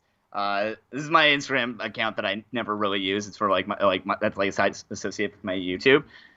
This is just it's a Marx quote. Bro, the less you eat, drink, buy books, go to the theatre or to balls, the more you'll be able to save, and the greater will become your treasure, which neither moth nor rust will corrupt your capital. Like, I do feel like there is a market for a sort of like translation of capital that is just it's called like Passive Income Volume 1. Yes. The thing that I think the main thing that always gets me about these like super like grift things is you did not see me in Temple Meads yesterday, Joe. I'm afraid I'm not in Bristol anymore. But is the fact that like all of these like so this YouTube channel, for example, like usually the reason that they are actually successful is that because they are selling how to do YouTube to YouTubers, not necessarily like, not because it's like, I suppose it's like the guys who are like, I'm going to teach you how to do stocks and that's going to make you a billionaire. Whereas where the way that they are billionaires is not actually like, or whatever, you know, they're not quite as rich as they make out, but like the reason that they have got a nice car is not actually because they're good at stocks, it's because they're good at telling other people, convincing other people to buy a course about how to buy and sell stocks from them. And it is interesting, like there's a book, and I can't remember what it's called, but there's a book about how all of the like grifts and scams that we consider to be like the sort of dark sides of capitalism or the like oddities are actually like 100% representative of the normal way in which capitalism works. Like that actually you go, yeah, no, that makes total sense. Like lots of people in our world are rich because they found the like middleman spot to make the money rather than actually producing the useful thing themselves.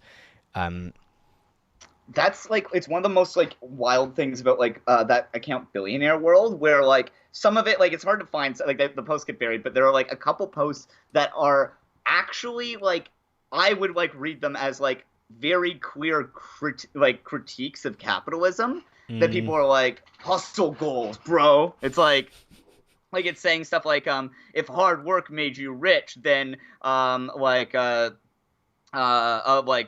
poor farmer would be the richest man in the world. And it's like, yeah, this is like this is very critical of the idea of a meritocracy. And it's like, that's not like an endorsement of the system. Yeah, or it's like if you don't find a way to make money while you sleep, you'll be working for the rest of your life. And it's like, yeah, that's bad. John's come up with a really good example in like in the chat that like the people who made money in gold rushes were the people that sold gold panning equipment rather than the people that were actually doing the panning for gold, which like it's sort of a, and it's sort of pyramid scheme-esque, isn't it? Because actually like I've seen some of these like grifter folks where eventually what they do is they start selling courses about how to make a course to sell people the course. And so like you get to this level where it's like there's no product here, there's no like actual thing being offered apart from like the dream of maybe making some money. So it sort of does have that same like pyramid thing where you're just trying to make money from the people. But I guess the you know, they put that quote about the farmer, about, you know, farmers would be the people that were rich, but they believe they're going to be the lucky ones. Pequod saying, sniff, sniff, I smell content coming. It's one of those things where I'd probably have quite fun writing a video about, but like the conclusion is really easy, so there's not really like a whole journey to go on. So sometimes, sometimes I have like things and I'm like, I really want to make a video about XYZ, but I know that the video would be like, I don't know, like that the conclusion is a sentence. So, and you're like, where do I go from that after? I always try and like ask myself like, what's the so what? Like I think like a rule I've like set myself is no debunking videos, which does make stuff harder, but I feel like makes the content way better. That's nothing against debunking people, but like people who do like debunking videos, by the way. I just think that like I'm not that good at that. Like I've like done, like I started out doing debunking videos and would get stuff wrong all the time, and like I feel like I like found a niche where I'm like, no, I actually don't get as much stuff wrong as I, you know, would otherwise if I'm focused on like this specific thing. Yeah, I know what you mean. It's like, what do you learn along the way, as well as just going, this person said this thing and it's not correct. Yeah, like I don't think I actually watched it till after I'd made my Elon Musk video actually, but what's the person that does, maybe it's City Skylines actually. Maybe it's got numbers in the name. It's a video about the loop, and I can't think what it's called. Oh, is it called like Loop? It's bad. It's bad. Folks. Do not eat one. Sorry. Where I'll put on a clip of it while I was talking. Where like that is slightly more. Where I was like, oh, I'm sort of interested in working out why Elon Musk is appealing as much as like. I'm fine with. But like, even though you could suggest that this is just like a debunking video where it's like Elon Musk says he's going to make this thing, he's not because it's impossible. Actually, you learn so much along the way about like how you build. Yeah, sorry, roaming adcat in the chat is saying, oh, I not moved the thing on. Sorry, saying that it was do not eat. But like you learn so much along the way about like how some of this stuff works and about mass transit and how mass transit could work and the reasons that we end up with stupid projects like this that seem really cool but are awful when you actually see them. Yeah, he is now on Well, There's Your Problem, which I've not listened to, but I want to. But yeah, so it is. It's like, what do you learn along the way of just, rather than just going, this person said X, but actually Y is true. I think is possibly the interesting thing.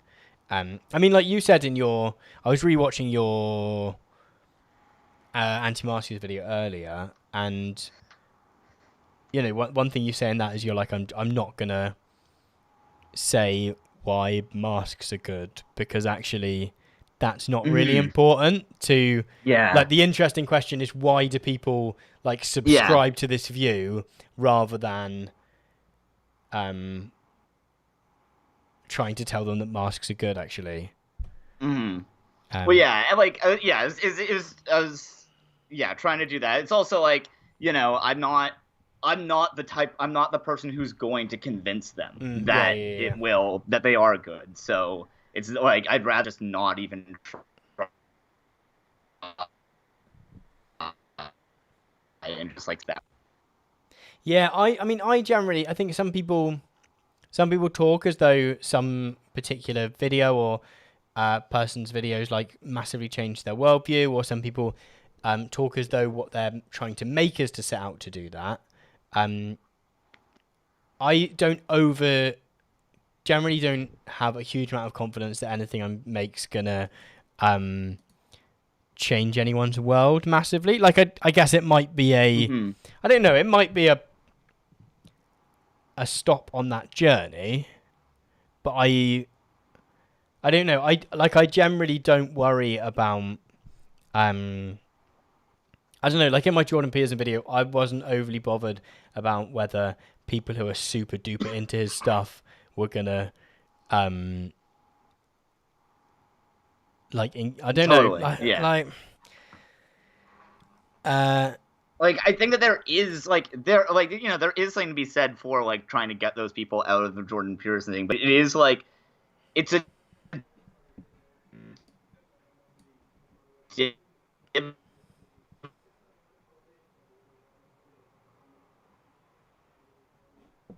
difficult person.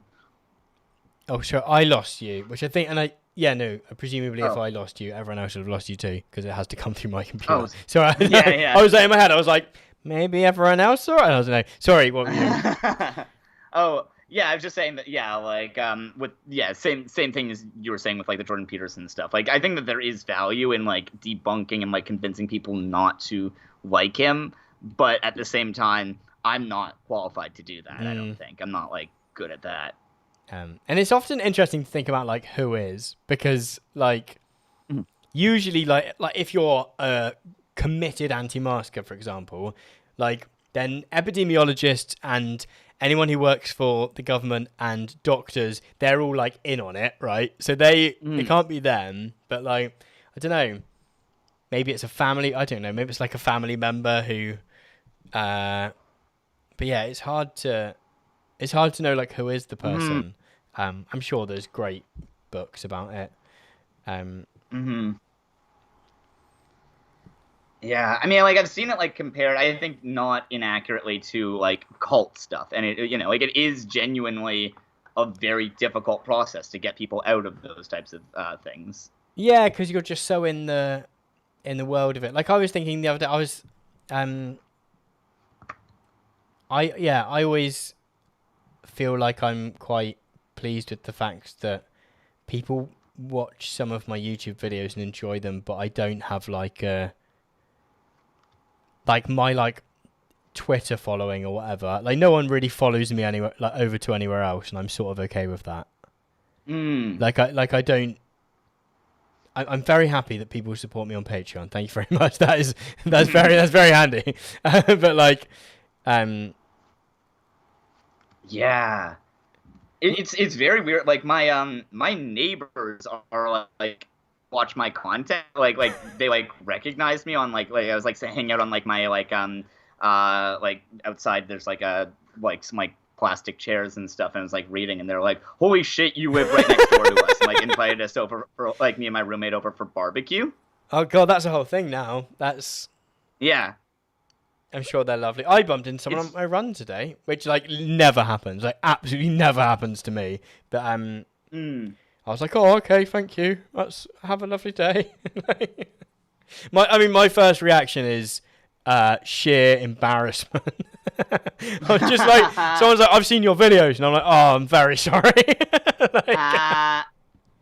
That's funny. I like it's weird. I've liked it. It is like definitely a strange experience that like I don't know how to totally how to react to it and stuff. But like I know with like Thought Slime, he's like extremely private to the point where like if someone recognizes him, he'll lie and just be like, "No, I just have one of those faces." Yeah. Wait, like because like in my brain, all of this exists sort of online in a way. Like, so it's really weird when it's in the real world and someone's like, oh, I liked your video. Unless like unless I've been invited to do a thing and I'm like really like, because then I'm in that, maybe it's that then I'm in the headspace of person that has thoughts about the world rather than like person that didn't take a bag to the butcher's, so I'm just carrying a chicken carcass home. Like, that's not the time. I feel like I've only very recently just evolved out of a stage in my life where I always just seem to be holding a carrier bag with something in it. Like I was never sure, like just have my jumper in a carrier bag for some reason. Like I don't know why, but like that's a weird vibe. I'm glad no one else ever like. That's a feeling, I think. Yeah. Yeah, I miss like one of the last like fun nights I had was a YouTube meetup right before the world ended. it was like right after like the like Super Tuesday stuff happened with like like it looked like Bernie was going to like get the nomination, and it was leap year day. It was like good had, like times. a really fun meetup, and then like went to like a bunch of like other bars and stuff. Great night. And then everything went wrong. Everything went wrong. Yeah. Yeah. I barely even remember those times. The Lit Crit guy saying, "I follow you online" is the worst thing someone can ever say. I love making content, and the idea of someone watching it just mortifying. I mean, yeah, like part of it is maybe specific to the form, to the medium of YouTube, which has a very specific place in the sort of cultural imaginary. Right, it very much is the platform of like Zoella and PewDiePie and like it is a place of sort of like inanity and like however much, and that like has remained like the identity of it. Like the idea that totally. Like the closest I'll come to like if like I'm having my hair cut or whatever, which I need to do, and they're like, "Oh, what do you do?" I'll be like, I'll like the closest I'll come is I make educational videos for the internet.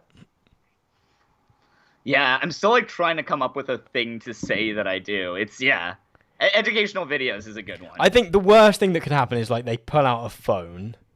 Yeah. And are like, oh.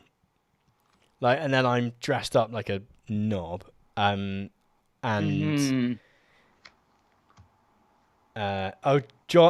saying that my last night out before the end times was a Trash Future live show where many people know you from Twitter, and that's embarrassing. Yeah, I've been thinking about going to like, there's a sort of political festival thing in the UK called, what's it called? Oh, The World Transformed.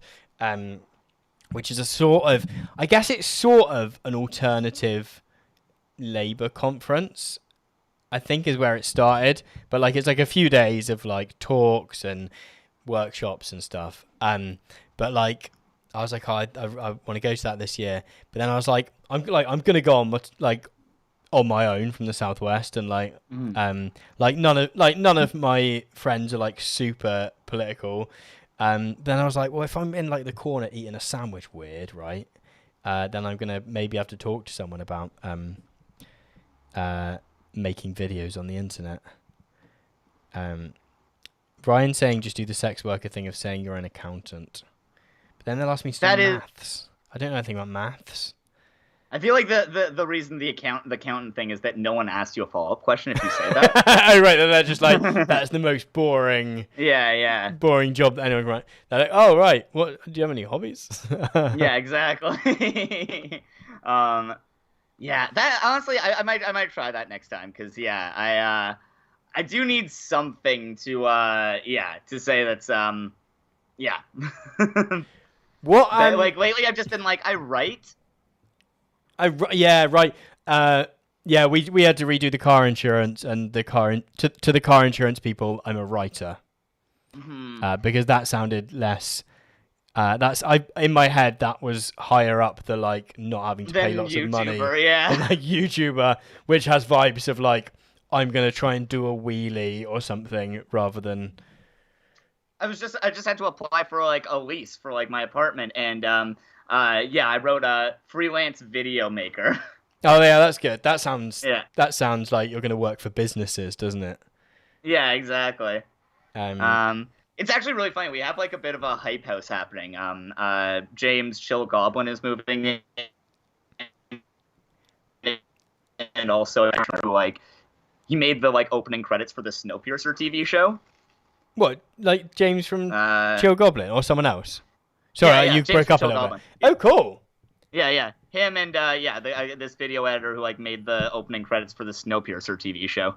Oh, cool. Yeah. So there's going to be non-stop content. Yeah, it's that's the dream, baby. If you larking about, I did read an article. I think it was from like Harper's about this guy that went to a hype house, but in the end, because he was like it was really well written to the extent that it was like slightly pretentious.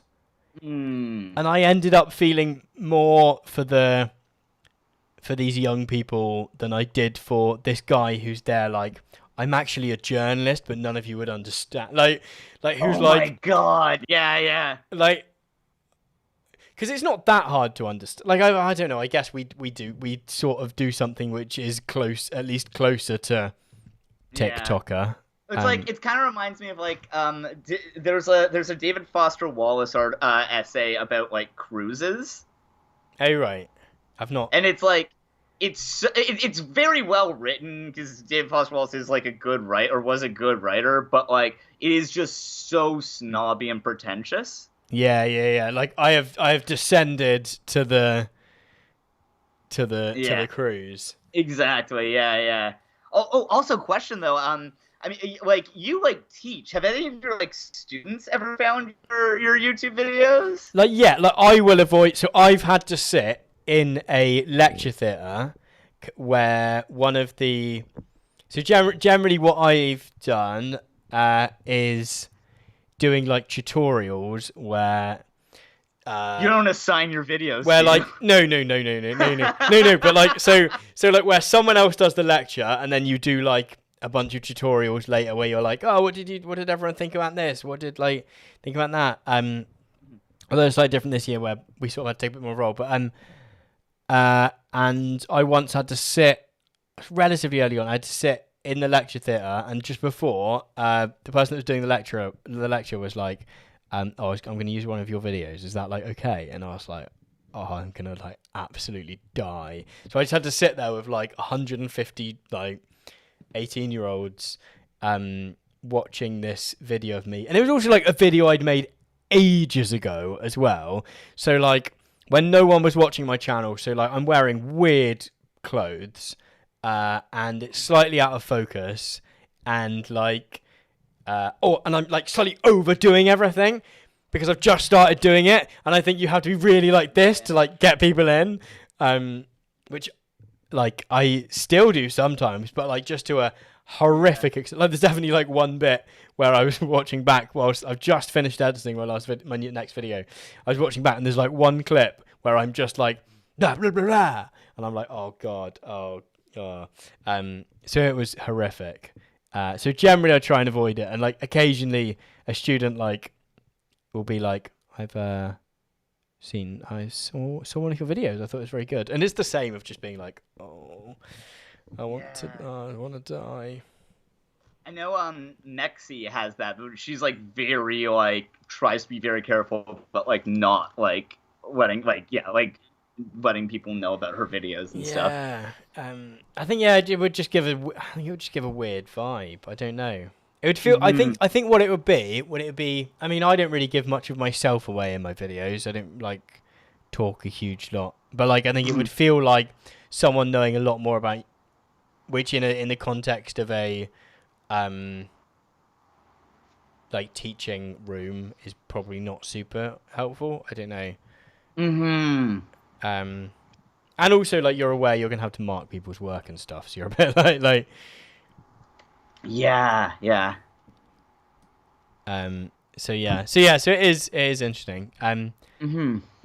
What are you? We'll probably wrap up relatively soon. We usually do somewhere between. Thank you for sticking around for so long. Oh, no worries. Yeah. But do you mind telling us what you might be working on, or is that? Yeah, secret? I'm hopefully. Top secret. I'll probably have this out. I'm hoping in like 2 weeks. But yeah, I'm working on a video about probably the 30th. I'll have it. I lost you. Yeah. I lost you for a second. Oh, sorry. The internet was like, no, you're not hearing about this. I'm working on a video about Steven Pinker right now, and it's about like affect theory. Yeah. Yeah, you were saying. Oh, that sounds really cool. I had been noticing because you're working on it with Unlearning Economics. Is that right? Yeah. So Unlearning Economics has been posting a ton. Yeah. I noticed that, and I was like, clearly something is being worked on. Yeah. Odd guy, Steven Pinker, isn't he? I mean, yeah, like I don't know. The thing that I found, like, I mean, for one thing, he's a pedophile. Like, he like is like was a very close personal friend of Jeffrey Epstein's. But like one of the things that's like very that I've kind of been trying to ask with this stuff is, who is this for? Like, it'd be very strange to imagine, because this whole deal is like, the world is getting so much better, poverty is way down, the number of people living on less than like $2 a day is like plummeting, and it'd be very strange to imagine someone living on $2 a day taking much comfort in his work. You know what I mean? It could have been $1 20 years ago. Probably isn't a great consolation. Oh, I mean, there's a whole thing with that where like he measures extreme poverty as I think under $1.90 US per day, but there are more people living on there are more people who are currently starving to death than there are people living on less than $2 like US a day. Okay. So obviously, like, it's not a useful measurement.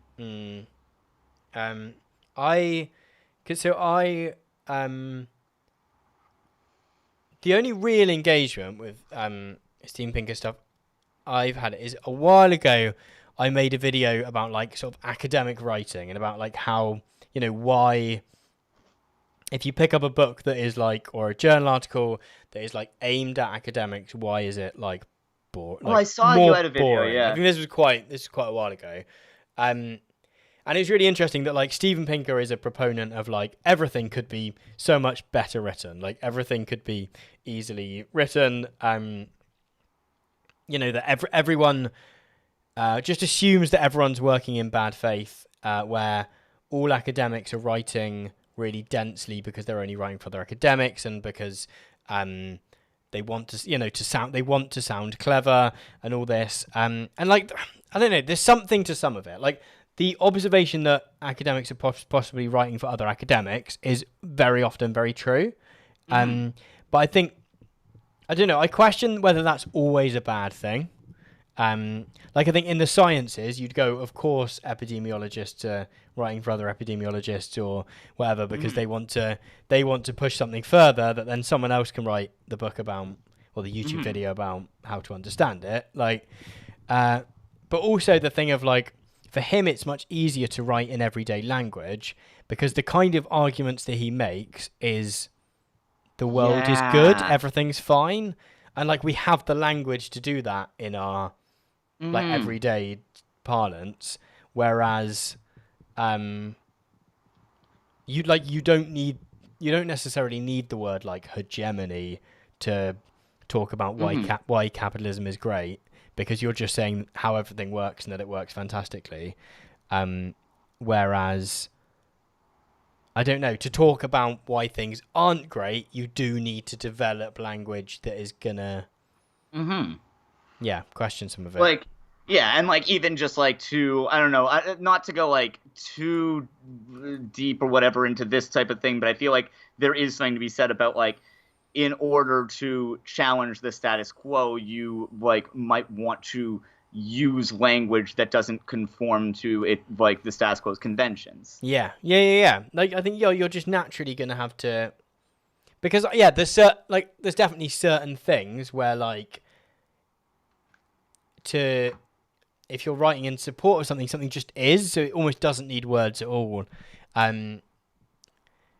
Trying to think of an example. There's this idea in like discussions of like white supremacy, of the idea of like the somatic ideal, which is like the sort of like essentially like racialized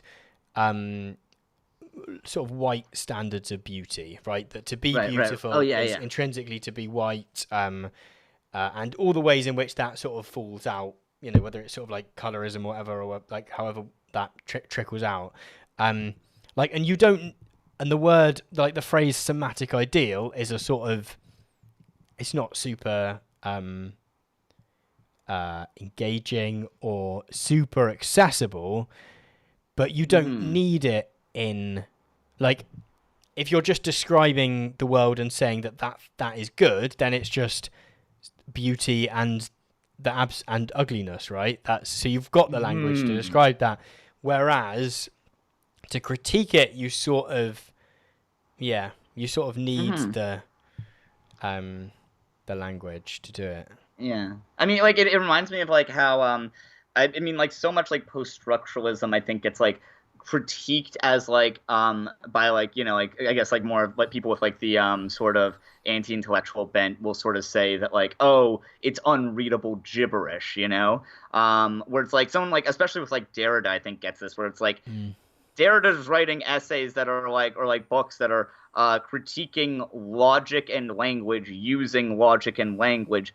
Obviously he's going to be writing incredibly complicatedly and like is going to be working in like a very high level of abstraction that makes it difficult to read. Yeah, like that isn't like a valid critique of his work. Like that it sort of it makes sense that you can't maybe understand that instantly at undergrad level. Yeah. Or especially if it's like a quote out of context when it's like this is at the end of a novel that he's spent a novel's length, building up to explaining all the concepts that he's using there. Yeah, absolutely. John saying that it's easy to make junk food palatable. Like in a sense, like the things that people already know about, you sort of do, and a lot of tomato. Yeah. Tomato chat. JP saying academic language, JP style of academic language to excess in order to obfuscate your message. I mean, I have a theory with Jordan Peterson's like the way that he talks. I think that what he does is like he certainly could say everything that he says much simpler. But I think that that's part of the appeal is that he said like there's like a theory in like comic books and stuff that like the simpler a character is, the more your brain has to put work into making that look like a human or like make that like something look like a face, and the more attached you'll feel to it. And I think that it's kind of follows like the same thing where the fact that you have to put a bit of work into figuring out what he's saying is what is the appeal there. Like, it makes you feel very clever for figuring out something that is a pretty basic point that he said in a complicated way. He does. I'm going to see if I could try and find some paragraphs.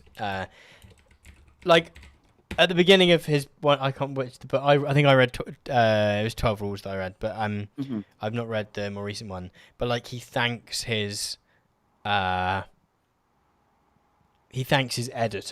And like reading the book, I was like, there is no sign that anyone has edited this. It's like, it's just super. It's almost like stream of consciousness. It just sort of he starts and keeps going. The rule that each chapter is like sometimes he'll just talk about like random other stuff, and then at the end go like, anyway, make friends with people who want the same things as you or whatever. Some of his rules are. And it is really, lots of the like critiques of it, particularly on YouTube, I've seen people are like, oh, there's actually a lot here that's good. And like, I really didn't find much that was novel or like, I didn't think it was good writing or particularly great ideas. And I don't know whether that's other people are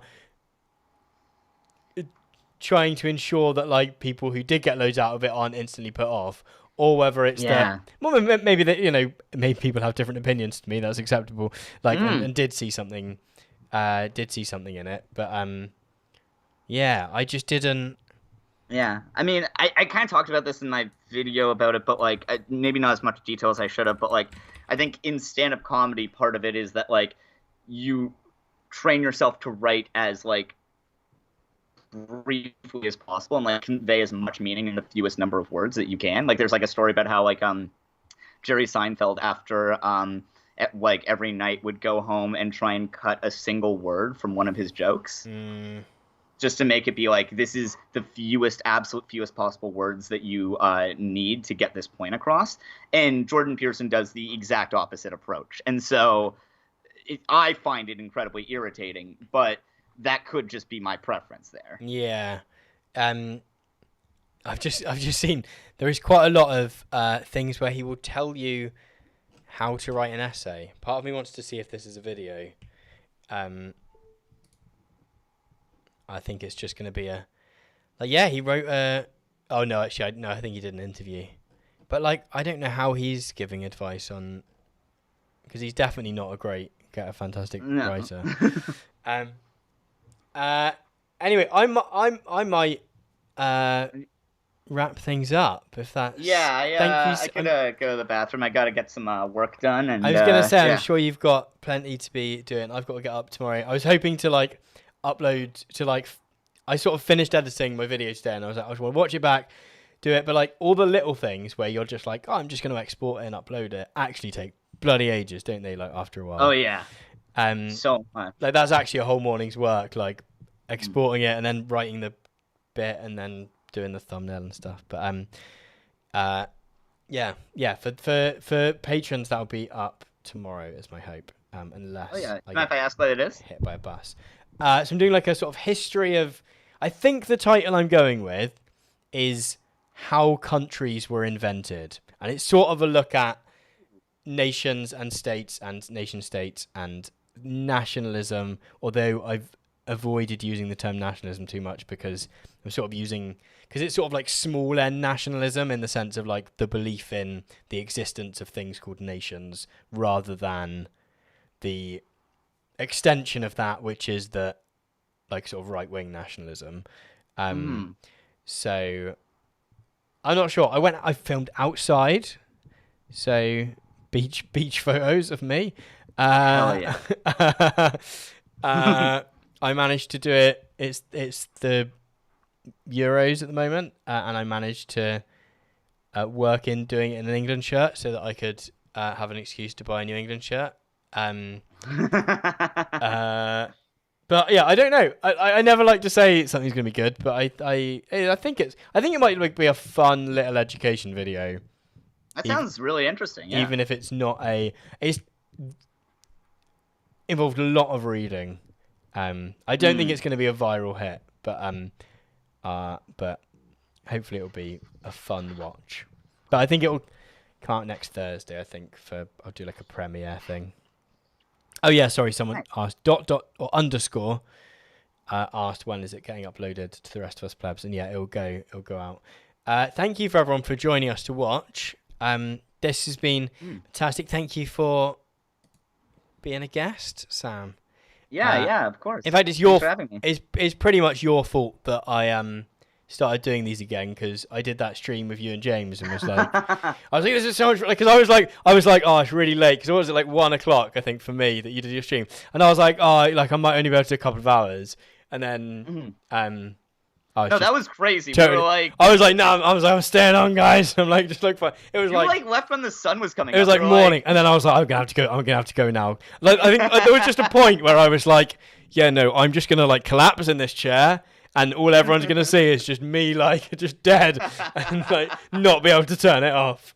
But that was good fun. No, that was a great time. Yeah, no, we'd love to have you back on again. We can definitely do it at a time that's not dawn for you. It's fun. I like a challenge. I'll do it. Yeah, make sure. I'm sure you are all already subscribed to We're in Hell, but for the few of you that have yet to do that, hell yeah. The channel looks like this. So go and do that. I would recommend. I really enjoyed your Jordan Peterson part 2. I liked your most recent Anti-Maskers. I also like the cooking shows and the Zac Efron. They're good fun. Thank you. I'm just listing all the videos now, aren't I? Yeah. But no, yeah. Yeah. I don't know, those are the ones I'm pretty proud of. I think I've been getting good lately. That's good though, isn't it? To feel like I always say the most exciting thing for me about doing. I think it was when I got a past some sort of milestone. I was like, actually, the most exciting thing isn't having hit whatever the milestone was. It was knowing that I feel like I can still get better. There's still I don't know, things that's exciting. I feel like if If I was like, I've made my magnum opus and the best years are behind me, that would be quite sad, wouldn't it? No, for sure. I feel the same way, and like that's like definitely it's the best feeling when it's like, oh yeah, my last couple videos are like always the best ones I've done, or like No, thank you. Everyone's saying thank you and that it was fun in the chat. Thank you for saying those things. But cool, yeah. I'm gonna thank you for watching, everyone. I think that's all the news and stuff. Someone's just said all Tom Uncensored. I feel like they might have just joined us, in which case I hope you've enjoyed this 3 minutes before we do it. But cool. Yeah. Thank you for joining us, everyone. Have lovely evenings or afternoons or whatever it is where you are. I probably won't be here next week because I think I'm going to release the video instead at the same time. But so be ready for that. Awesome. I'm excited. Ta-ra.